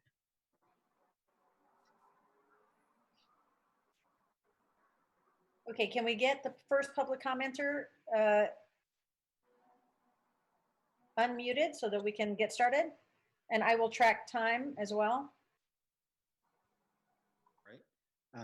If you'd like to speak, please raise your hand. It looks like we have a good number of people raising their hands already. If you're calling in, you would press *9 to raise your hand. And if you're not comfortable speaking, you can always email generalplanstaff@sanjoseca.gov to record your public comment. And the first speaker is... 1 minute comment period. Thank you. All right, and the first speaker is Sherry Taylor. Please unmute yourself. Hi, good evening. Thank you. I noticed on the initial presentation during meeting 1 on November 20th, there's a page titled Focus Growth. The heading is strategically focused new growth, with the second bullet being preserve quality of established neighborhoods. So I live in Negley Park, and many of the people in my neighborhood have been discussing this issue over the last couple, I think it was like a week now when the maps came out. So I would say that we've worked really hard on making our neighborhood better, and to make any modifications to our zoning would interfere and would potentially damage the quality of the established neighborhood. So increasing house density by itself does not improve the community. It only makes it denser. So if the task force objective is to make an urban village, start with cleaning up the parks, and make the urban villages better, improve, encourage businesses, more emphasis on improving schools, develop policies. And if the city of San Jose wants to be a world-class city, it needs world-class communities, world-class design, world-class parks, and schools.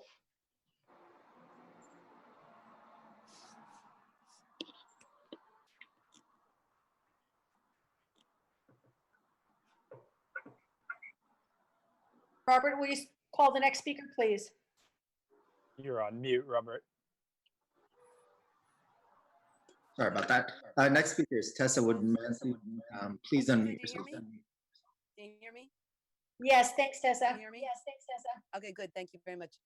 Okay, well, I just wanted to reinforce the importance of the outreach because, especially because our neighborhood was injured when the general plan change happened in our community to put a commercial property on the west side of Stockton Avenue. And so I don't see my timer, just so you know.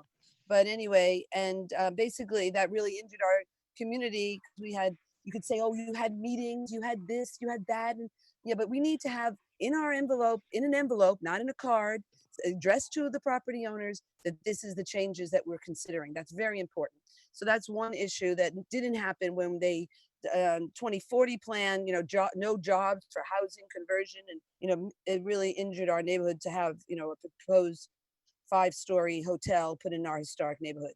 So that's one comment. The other comment is that we could look outside the box in terms of not demolishing homes. How do our generation of boomers stay in our homes? And that one way, like we're doing, my husband and I, is trying to add additions onto our house, and that we could create housing that way so that we could keep our historic homes.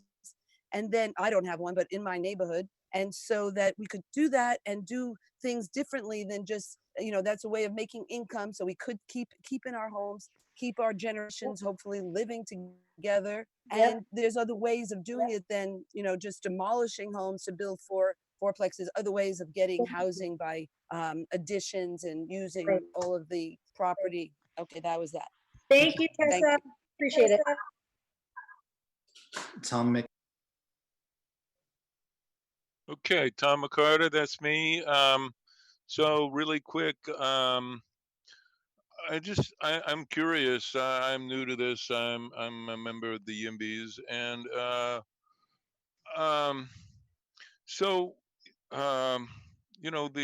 the voters have passed several measures in supporting affordable housing. And somebody stated earlier that the state is going to require more housing in a couple of years. So why not get out in front of it now? Why wait until the state says, yeah, you need X more housing when we don't even have enough as it is? That's my basic, the voters have said, yeah, we want affordable housing. So what are you doing about it? That's my main question. I don't understand. Thank you, Tom. Next speaker is Barbara Goldstein. Please unmute yourself. I'm speaking in support of opportunity housing within a 1/2 mile radius, and I think it should have been done in the general plan to begin with. I live in Nagley Park, and Nagley Park and the north side are full of multifamily housing, and they enrich the neighborhood. They promote economic and social and cultural diversity. I lived in Seattle from 1993 to 2004.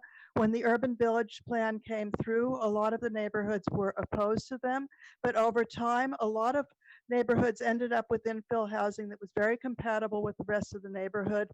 And it actually promoted more walkable neighborhoods and increased things like neighborhood retail.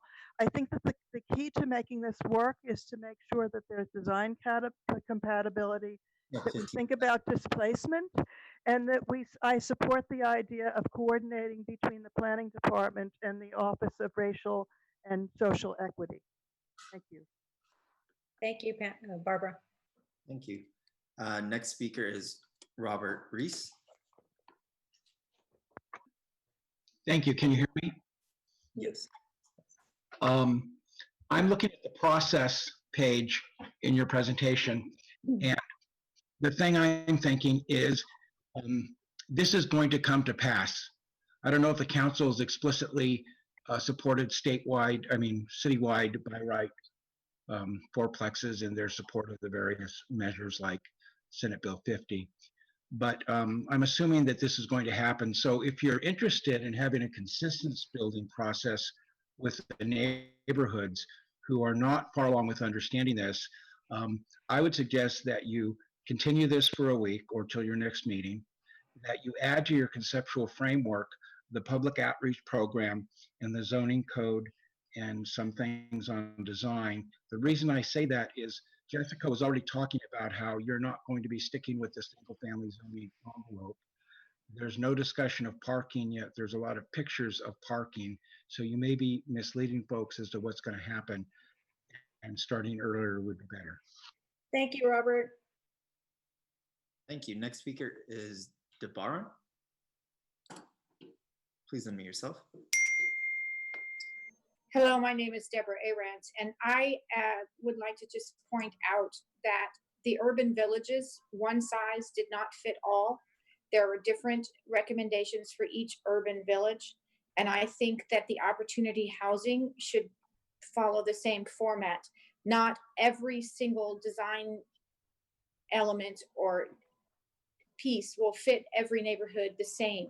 And you need to look at each individual neighborhood and tailor it to those neighborhoods. Thank you.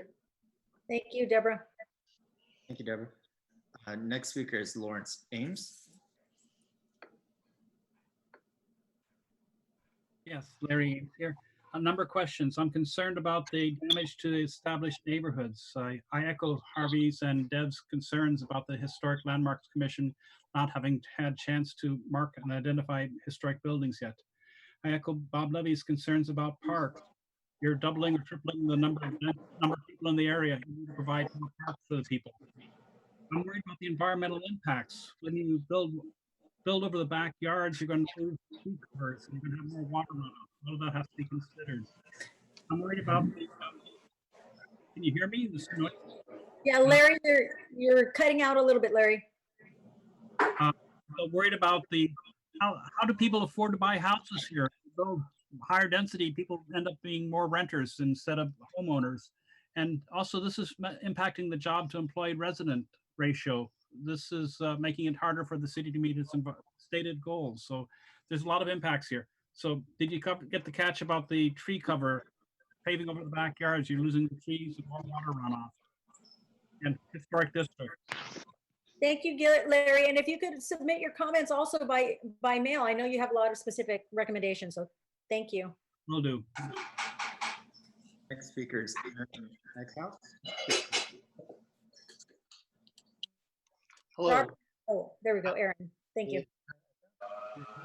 Director for California YIMBY. I want to say first how excited I am to be here speaking on this. I think the framework has a tremendous potential to address the housing crisis and create more affordable, sustainable, and inclusive communities.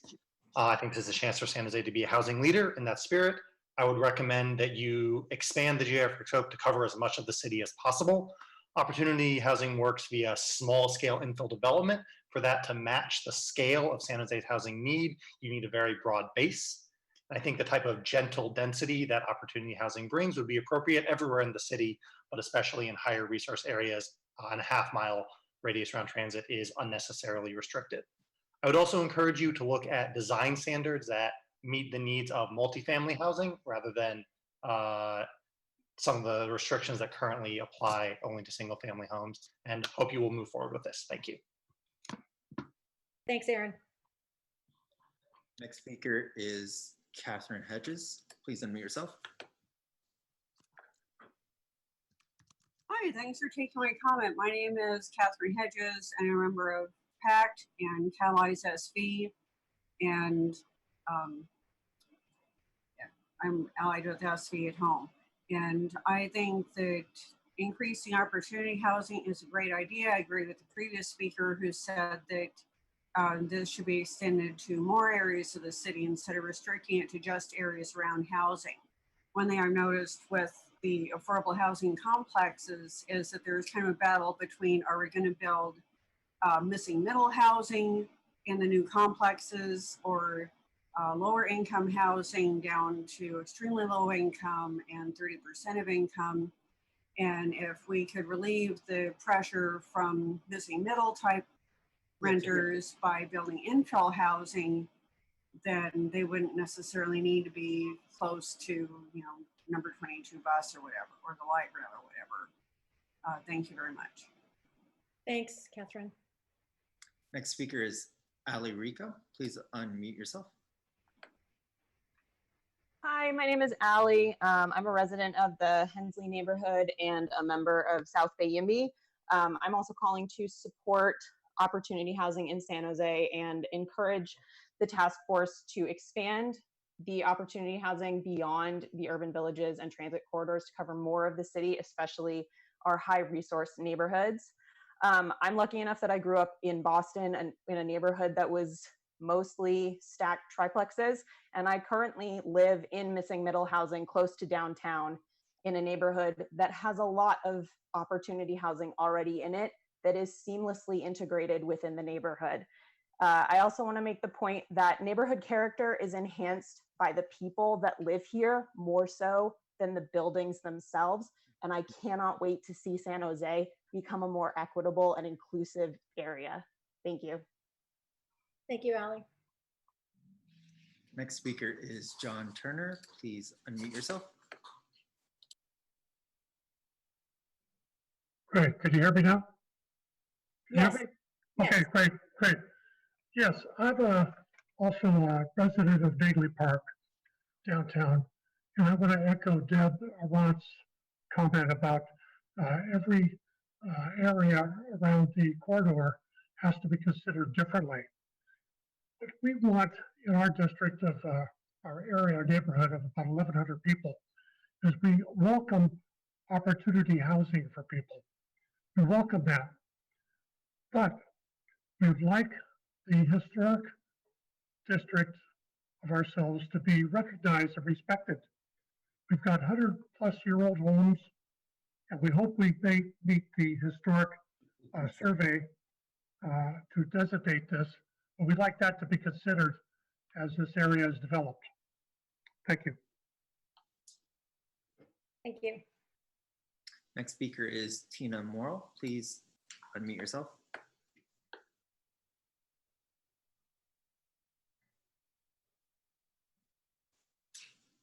Tina, we can't hear you if you're speaking. Can you hear me now? Yes. Hello? Okay, good. Thank you. First, I'd like to say I feel like David Pandori should have been given a fair opportunity to speak. So I just want to say that. And then the second thing I want to say is I'm concerned about how many community meetings are going to be required if this conceptual proposal would be approved. And I ask that because I feel, as it is right now, that the public notice, we didn't get enough notice about this concept information even being discussed.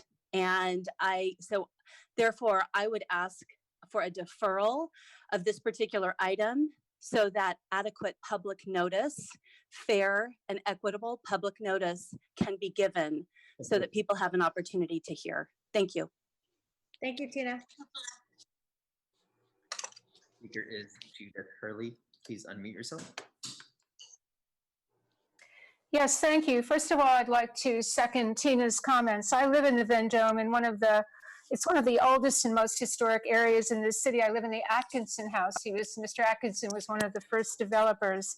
And we didn't hear about this until a couple of days ago. So I think you need a much more extensive process for public comment and input than giving just a handful of people a minute at a time.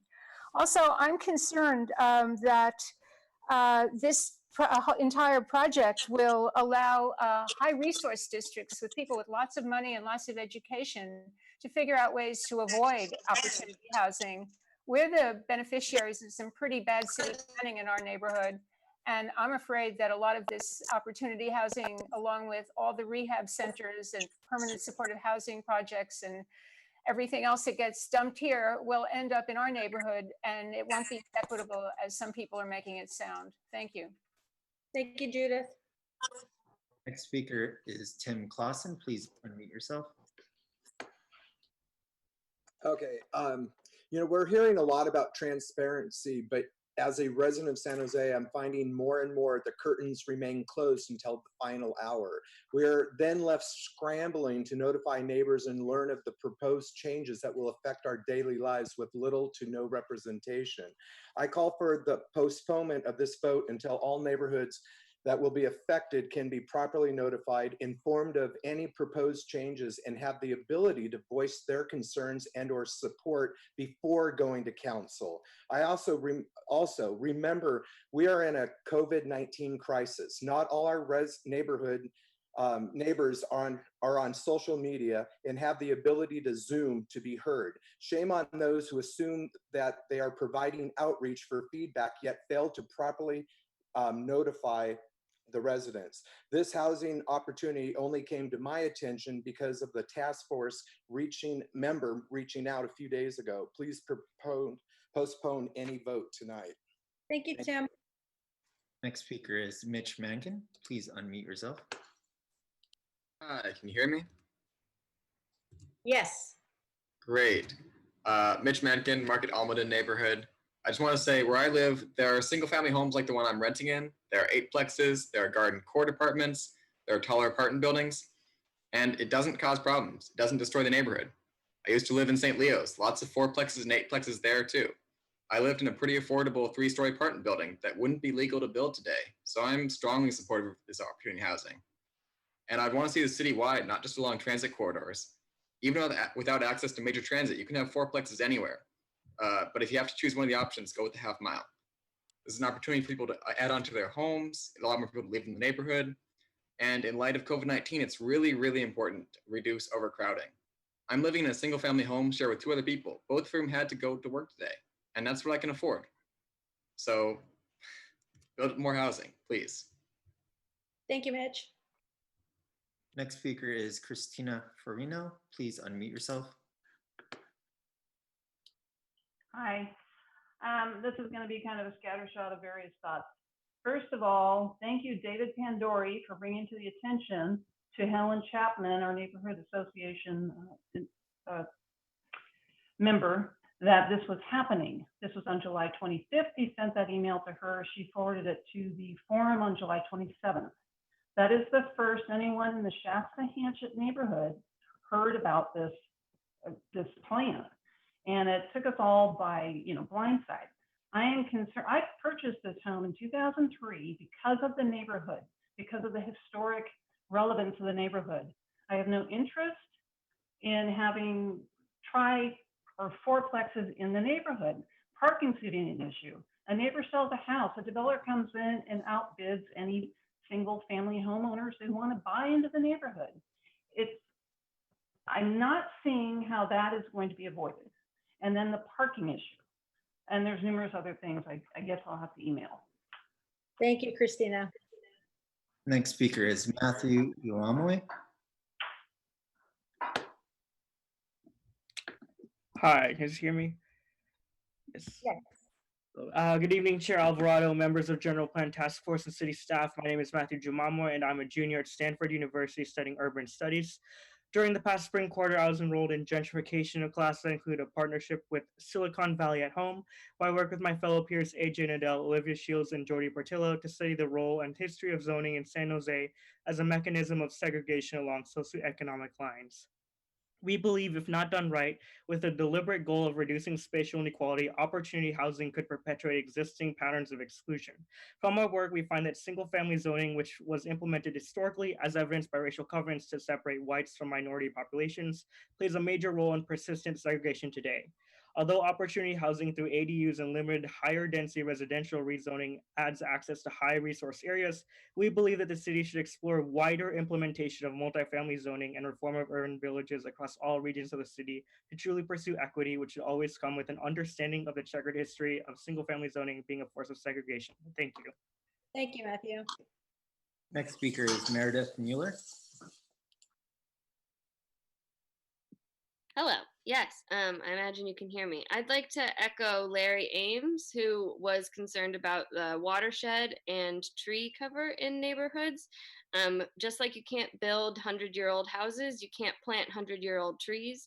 So any plan that needs to move forward needs to be cognizant of our environmental impact. I was disappointed to see that there was a blank slate envelope for this proposal in opportunity housing as opposed to a differential or graduated size ratio. For example, if you are converting a single family home from 1 story to 3 stories to fit more people, are all of those people who are going to live there also living in bloated, carbon consuming residences as opposed to affordable and efficient residences. I'd then like to highlight also somebody said something about multifamily dwellings as opposed to plexes, which separate people from resources such as washer dryers or gardens. Thank you, Meredith. Next speaker is Todd Williams. Please unmute yourself. Good evening. With little to no community engagement, it is difficult to fully understand the latest catchphrase, opportunity housing. The committee also seems stacked with political leaders and 1 or 2 community members from each district. Hardly enough representation or input to set policy on such a drastic proposal. It appears that the opportunity housing will only benefit the city with increased property taxes at the expense of single-family neighborhoods. A new 4-plex in my neighborhood would still demand top dollar and top sales. My 100-year-old home is adjacent to the Zone North First Street Transit Village. The Transit Village alone is a big change for the neighborhood. Why not take a more cautious approach and see how the many urban villages throughout the city pan out before implementing additional widespread extreme zoning changes? I'm not sure that providing opportunity housing is the answer anyways, as it penalizes taxpayers, especially single-family homeowners and their property values. Wouldn't staying focused on getting businesses to raise their employee wages and take less profit be a better solution? Thank My you. home. Thank you. No, thank you. Next speaker is Alan Sadowski. Please unmute yourself. Hello, my name is Alan Soldowski. I live in Nagley Park. I would also advocate that more public input be taken and more time spent determining the historic inventory in these neighborhoods. One size, as people have said, does not fit all. And we have had many decades of urban redevelopment in San Jose that has failed. So I believe that we should wait until after the historic inventory is taken to determine whether 1/2 mile or 1/4 mile or another measurement be instated, and that it would vary from neighborhood to neighborhood. You need more community comments. You need to understand that the public will not accept this unless they get to participate. Thank you. Thank you, sir. Next speaker is Brian Prescott. Please unmute yourself. All right. Hi, and I'd like to thank the the Envision San Jose 2040 Task Force for calling this meeting and for creating this proposal and for inviting public comment. I come here to add my voice to those of the South Bay YIMBY organization, along with Silicon Valley at Home, along with the Valley Transit Authority, along with the Silicon Valley Bicycle Coalition to support opportunity housing. I would like to echo the advisement that this be extended to citywide. That's going to have impacts on the equity of the implementation, and is also just going to allow for more housing to be built. The housing crisis that we're experiencing is obviously urgent. We need opportunity housing 5 years ago, not 15 years from now. I would advocate that this go forward because as City Council, we need to be planning for growth instead of mandating decline. Thank you. Thank you, Brian. Next speaker is Kay Gutschner. Please unmute yourself. Hi, can you hear me? Yes. Thank you. I live in a candidate landmark historic district called Shealy Alameda Park, and I'm very concerned about the quality of the data that planning presented us tonight, because I noticed that our neighborhood, although we were put on the inventory 2 months ago, is not marked on the map that they showed. And if anyone knows where we stand in this process. It's the planning department. So that concerns me. I do support a lot of the individuals who say maybe this should be considered across the city, because I'm very concerned that since many of your historic neighborhoods, your single family neighborhoods are close to downtown, that the plan is simply to run us over, put up fourplexes and build a very, I think, unlivable area where people don't have open space and they don't have any options for the types of homes in which they want to live. Thank you. Thank you, Kim. Next speaker is Carolyn. Please unmute yourself.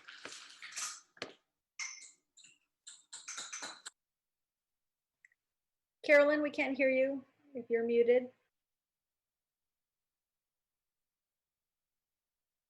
Carolyn? Why don't we come back to Carolyn, Robert, if that's possible? Sure. Thank you. Next speaker is John Servino. Please unmute yourself. Hi, thank you very much. I'm John Serino. I live in the Rose Garden area. You know, I do hear comments, and I understand people who do love to live in areas where there are multi-family homes, threeplexes, fourplexes, et cetera. I get that. I'm not necessarily one of them. That's why I bought a single family home in the neighborhood I do live in. I enjoy living among single family homes. You know, I guess, you know, for this task force, I think the problem you have is we don't understand why. Like, I've been trying to dig for the last 2 or 3 days to figure out why this has come about. I get we need affordable housing, but I suspect there are other pressures. And all I can see is that this is going to be a boon for developers. Developers who can come in, pay cash for homes that are up for sale, crowd out other families, and run roughshod over neighborhoods. It looks like a tsunami to me, and I'm very concerned. Thank you. Thank you, John. Next speaker is Bill Rankin. Please unmute yourself. Hi, I'm Bill Rankin. I live in the North Willow Glen neighborhood. I do understand and do encourage that more housing needs to be built in San Jose. As a carpenter and home builder, I thought the example shown in the presentation would be an enhancement to any neighborhood. But what would prevent someone from tearing down a single family home to build a Soviet-style cinder block fourplex cube? Units like that are fast and easy and cheap to build. I believe design guidelines need to be implemented, and in order for you to present an honest presentation, ugly units or what not to build should be part of the presentation as well. This plan, implemented badly, could ruin an existing street or neighborhood or city. Thank you. Thank you, Bill. I want to check back on Caroline if she's still wanting to speak. Now's the time to do so. If not, we'll move on. Next speaker is Edward Song. Please unmute yourself. Good evening. My name is Edward Salm. I'm the Vice President and Director for Planning and Land Use for the Shasta-Henshaw Park Neighborhood Association. I've also been for the last 6 years the chair of the city's Historic Landmarks Commission. The lack of fair and equitable public notice must by definition mandate that any recommendations to staff be deferred until such time that neighborhood residents are informed and engaged by something other than social media. I think I made that clear in the 3-page issues-oriented opposition letter that was sent to everybody today. In addition, it's interesting that PD zoning is already being talked about by staff as having more protection than conservation areas. It's interesting that we haven't implemented and taken full advantage of the urban village density for units per acre before looking at much less dense, much less effective way to add housing units. No rental database to verify the data that's being used is a terrifying omission. As a long-term renter, being unable to verify who is and who is not a renter is terrifying. And with the lack of the HPO, we're not even being allowed to agendize any discussion of the HRI at present. So not requiring HRI updates before this moves forward is inconceivable.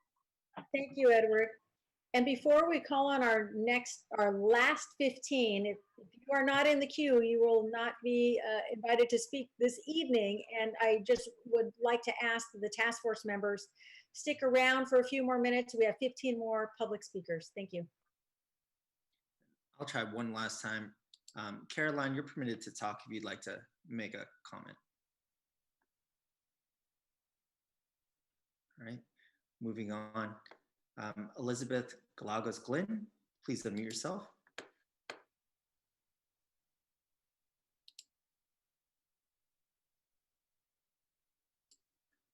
Thank you. Can you hear me? Yes. Yes. Okay, thank you. I'm sorry. So December 31st, 1994 was the best New Year's Eve of my life. My young daughter and I spent the whole evening carefully putting fresh contact paper on our kitchen cabinets. You see, me, a single mom and a nonprofit director, was able to get the keys to our first home. And we were able to spend the next 20 years of our lives being active parts of the members of our community. I'm a firm advocate of home stability and security and creating wealth through home ownership. And I want to advocate the opportunity housing throughout the city of San Jose and to urge it to be more for housing for purchase so that families, and particularly Black and Latinx families, have the opportunity to line their kitchen cabinets with contact paper and to be active members of their community. Thank you. Thank you, Elizabeth. All right, next speaker is Les Levitt. Please unmute yourself. In San Jose, I'd suggest there is still a lot of land still undeveloped or underdeveloped. And these sites should be the priority locations for new housing well before unleashing what I'd call a carpet bombing approach with opportunity housing and broad residential neighborhood overlays. It's kind of hard to accept the concept that, for example, we have 13 acres on Santa Clara Street adjacent to a transit corridor sitting idle for 15 years since San Jose Hospital closed. And for half of that site, we were told recently that the development horizon is another 10 or 20 years. This is a site that could support thousands of housing units and merge with the urban village and complement surrounding neighborhoods. The point is, we should be starting by making sure that sites that can clearly support high density housing and sites that are land banked get developed. Spreading out blankets, duplexes and fourplexes is not going to solve the housing availability and affordability crisis. What it's going to do is destabilize a lot of fragile neighborhoods and anger a lot of residents who have worked hard to make their communities better. Defer the Opportunity Housing Initiative. Thank you, Les. You're welcome. Next speaker is Lynn Stephenson. Please unmute yourself. Yes, can you hear me? Yes. Thank you. Thank you to Mr. Pandori for notifying us of this vote. Shame on the task force for not notifying the neighborhoods in the community about this. It's unconscionable. You can't tear down existing housing and rebuild new housing for a lesser cost. These new units are going to rent for more than the existing housing in North Side, the ADUs in Nagley Park, and everywhere else. The city has not made developers build affordable housing. They have let developers build luxury housing. This situation we have with a lack of affordable housing is the city's fault. And now they want to encroach on single family neighborhoods to solve the problem. 7 units in a single family residence neighborhood. Where are the cars going to park? What is the city thinking? These people aren't going to ride bikes. There is no transit. You can't ride a bike in San Jose. It will be stolen in 5 minutes. The environmental impact is huge. Thank you. Next speaker is Jean Marie White. Please unmute yourself. Hi, my name is Jean-Marie White. I am a resident of Nagley Park, and I wanted to voice my support for this initiative. I love this neighborhood. It's a great historical neighborhood, and I would welcome even more density and more people in this neighborhood. I agree. Someone made the comment that it's not the buildings, it's the people who make a place special, and I agree with that. I also think that with increased density, there would be more opportunities for businesses to succeed, restaurants to succeed. It would make the neighborhood more walkable. It would be more interesting to live here. And I think that maybe more than half mile might be reasonable as well. I agree with Bill Rankin's concern about, making sure that what is built matches the neighborhood. I don't want like some ugly like cinder block building going up. And same with Edward and Les Levitt. we should probably make sure that urban villages are exploited first, but otherwise I agree with this initiative. Thank you. Thank you, Jean-Marie. Next speaker is BD. Please unmute yourself. Hi, this is Bill Dodge, and we're from Nagley Park as well. And our major input and concern is we need to actually do a study with the increase or the proposed increase of a quarter mile and half mile on the impact of the surrounding property values around those areas. So high density population is not a bad thing in and amongst itself, as long as we understand how it impacts the surrounding neighborhoods. For instance, in the Nagley Park area, those high density areas may impact surrounding areas quite negatively for property values. And as people that pay very, very high property taxes in general to maintain the neighborhood, we're very concerned about making sure that we have a full 360-degree perspective on how this will impact not just those who need high density housing, but those of us who have invested our entire lives in making sure that this is a neighborhood that one wants to live in, even from the 70s when it was a very different type of area. So thank you very much for your consideration. Thank you very much. Next speaker is Alex Shore. With BD, I believe. Thank you. Alex, sorry about that. Words on housing. The American dream is built from hard work, but it's also made of many of us hold up as a hero and someone who fought for the beloved community, a community which he, as a middle-class white person, is absolutely imperative. Is Ripa? Comment. Third, the concept of opportunity housing is great. I urge the task force to adopt the commencement of the process. I very much appreciate staff's change to the walking distances, which reflect the reality of this and some suggestions. Again, I urge the task force to move forward with opportunity housing.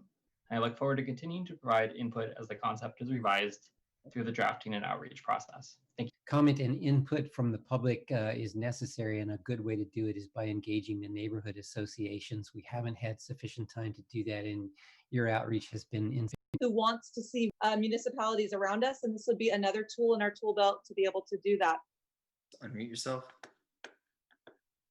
Yeah, hi. My name is Carissa Clark. I live in Japantown, and I have to say that the half-mile radius just feels like it's dumping our small little neighborhood into a way higher density that, you know, if we were a few blocks away, would not be the case. It doesn't make any sense to me to keep this at a half mile. Like, if this density is appropriate for single-family neighborhoods, then it should be citywide. Additionally, I didn't hear much discussion about the parking, but if we have 7 units per property, that's, 14 cars, like that makes everything completely chaos for parking and for traffic. And the expectation that just because it's near a train stop, so that means people won't own a car, that's not realistic whatsoever. Thank you, Carissa. Thank you. Next speaker is Susan Wisner Phillips. Please unmute yourself. Hello? Hello? Yes, please go ahead. Hi. Yes, I want a fourth person to Tim Clausen, Ed Som, and Richard Neesett. Nothing should be voted on tonight. You've had 20 people ahead of me all state that they were unaware of this going on, and it was just heard through David Pandori. I mean, when something significantly affects properties across the city, thousands of them, property value and lives, you should be sending a mailer to every one of these residents. I moved into one of these neighborhoods because I wanted to be in a single family home. I don't want 6 families living right next door to me in 4 plexes and 2 ADU units up to 3 stories high, when every house on this street is a single family home. I understand opportunity housing, and I understand you need more housing, but I didn't move here to be in an urban center. If you want to be an urbanist, move to San Francisco, move to New York. Thank you, This is not what San Jose is about. It's historic and beautiful and should be preserved. Thank you. Good job, Suzanne. Next speaker is Julie Engelbrecht. Please unmute yourself. First I want to say thank you to David Pandori for putting the word out to many, many neighborhoods on this issue. I live in Nagley Park, actually in an existing historic duplex, which is over 100 years old. So I live in the missing middle housing that you're trying to create. But my real concern is that excellent and meaningful outreach is more than a box you check on a list so that you can move forward.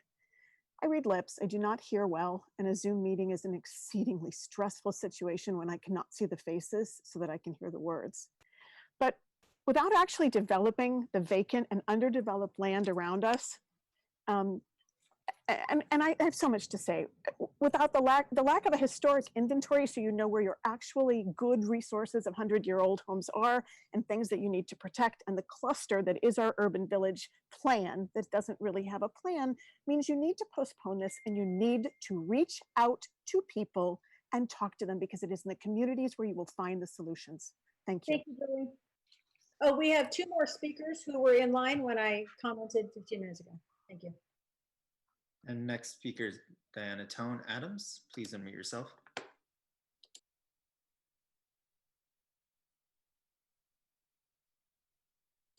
Diana?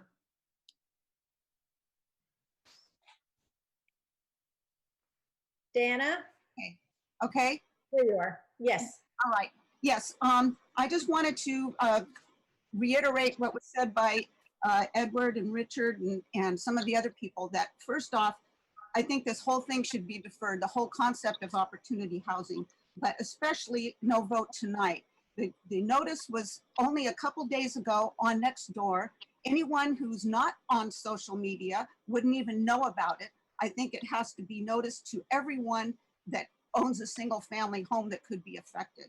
I live in a house that's 120 years old and it's not listed. It did not show up there. I'm in the Rose Garden area.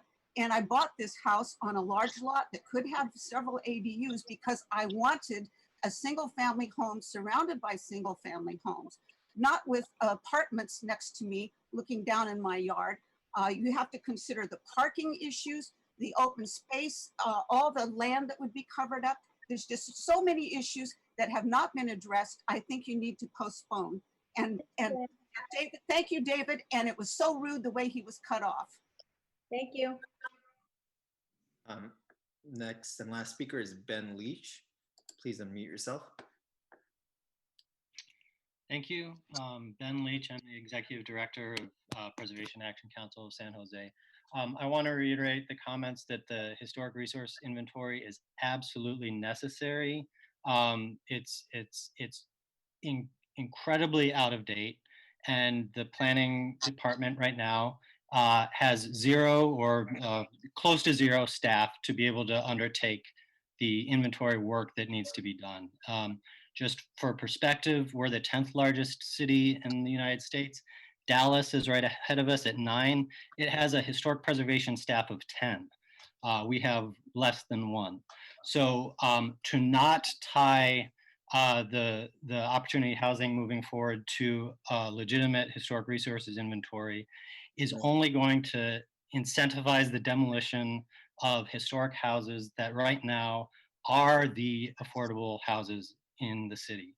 Our older and historic neighborhoods are more dense, they're more diverse, and largely more affordable than other areas. Thank you, Ben. And staff, is that it?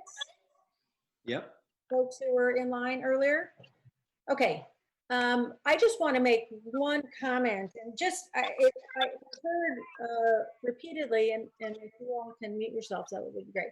I think people were perhaps misled that there was some official action that we were considering tonight. The memo clearly says that any action would be to direct staff to further study opportunity housing, establish an overlay and policy, and create a framework, and many long-term steps, including significant public outreach, even before this goes to the city council. So this is really the start of a process. And you know, it's unfortunate we have many, many hands up of task force members, but of course we are already over time. And so I'm really struggling with the fact that this is a very simple, request of staff, and yet it's become quite complicated. Although I will say the public comment was excellent. There are many, many things that I think staff can now move forward with analyzing, which is what their initial request of us was tonight, and much to be considered. So I will not be inviting a motion. It is 8:15. I apologize. I know that's frustrating for many task force members.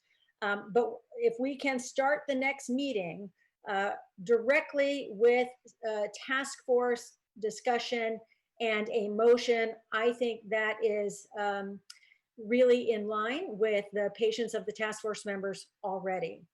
Do I hear any objections with that? I object. I object. Yeah. I'd ask permission to speak. Please object. Okay, yes, Mr. Schoenauer. I mean, the task force has a lot of remaining work to do. We're way behind, and we have a lot more important issues than this policy that will generate really no housing at all. And so I'd like us to wrap this up tonight, and I'm going to make a motion, and this is it. The motion is that we recommend that the city initiate a robust community outreach and stakeholder process.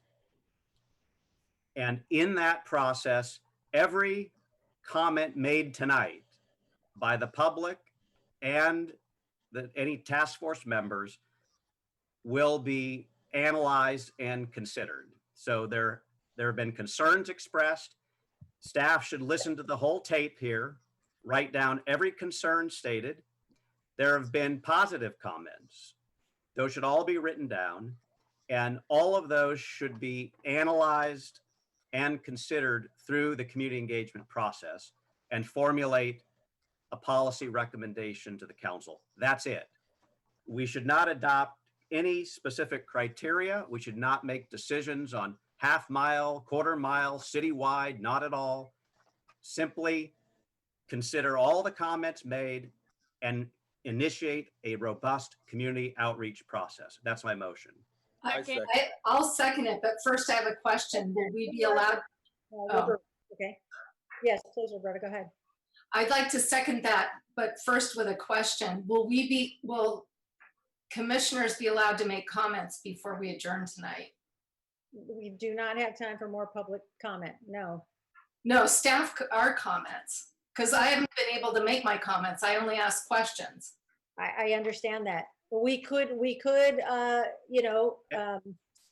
me say this. Let me add on to the motion that any task force member who has specific questions, comments, concerns that they want to be added to the list for analysis and discussion during the public engagement should forward those via email to the staff by the 15th of August. Great. I'll second your motion. So I'd like to call the question, and I know that there are folks who would rather make a different motion. And there are many hands raised. I think we need to vote on this motion, which really is nothing specific other than directing staff to listen to public comment and craft a policy that will go to council. This is Juan. So I think I was third, and I don't think we should. Go ahead, I'm sorry. Please go ahead. No, I think I was third. So I just, point of clarification. There's a motion. I don't feel comfortable voting on it at all without discussion. I would like to make an alternate motion.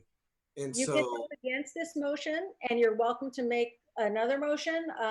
We are going to limit the number of motions that are made tonight because in no way are we going to have adequate time for task force members to speak on any motion. So agreed. So then could we, because the meeting is over and there's a request to make a motion that cannot be discussed, could we disregard that and start over as you originally noted, which is let's start from scratch? Let's take a vote on this, and we will not have an additional motion entertained this evening. So all in favor, if you can please lower your hands now because we're going to do it by a show of hands. Teresa, Teresa, what are we voting on? Are we voting on not having any motion tonight and starting from scratch? No, on No, Eric's motion, which has a second in Roberta. All right. But we're not discussing it. So how can you do a discussion and not, I understand how you can't have a discussion on it. We can vote Anyway. against it, and we can choose to take this up at the next meeting. Well, let me be clear. The motion is to recommend that the city engage in a robust community and stakeholder engagement process, and that all comments made tonight from the public and from the task force so far be incorporated into a comprehensive list of items that should be analyzed and addressed. That's it. Oh, and any task force member that has a specific comment they want on the list should provide that in email to the staff by August 15th. Period. So all those in favor, please raise your hand in the participant box.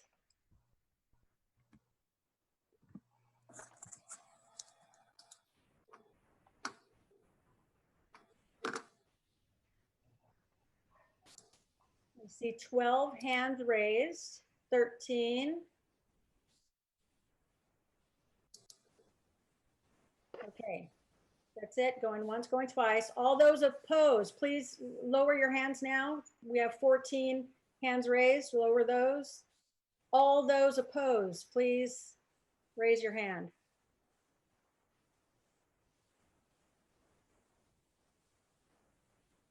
So far it's tied. Oh, 15. Okay, that motion fails. So 17, 16, went down to 16. Motion fails either way. We will not take an alternate motion tonight. This is going to require significant task force commentary. I really appreciate you all and your patience. I'm sorry we didn't get to your comments, but we will have to do that next time. Motion to adjourn. I motion to adjourn. Great. All in favor? Teresa, just a point of clarification. I apologize. Yes. So will this, technically, will this item just be a continuation? I think that's exactly right, council member. So can you include that in your motion? So this would be a continuation of the item? So on the motion for discussion? to adjourn, this item will be continued to the next meeting. Which means Teresa, I had a difficulty in getting my hand raised in time. I just wanted to indicate for the record that I was in support of Eric's motion. Thank you. I don't think it was not enough votes, but. Teresa, who runs the meeting next time? It's David Pandori. So it seems that he has a clear agenda, and that concerns me. I just want to start. I respectfully request that at the next meeting, it be very structured. Questions during question phase, clarification when clarification is requested, and co-chair or others, please don't just jump in. David, I appreciate you, but the meeting would be better if we all just play by the rules. That's terrible. I agree, Tina. All right, I think we have a motion to adjourn, a continuation to the next meeting on this item, and a second. All right. I don't think we really have to, all those in favor, say aye. Aye. Aye. Aye. Aye. Aye. Any opposed? Wonderful. Thank you all. Appreciate you. See you next week. Okay. Thank you, staff.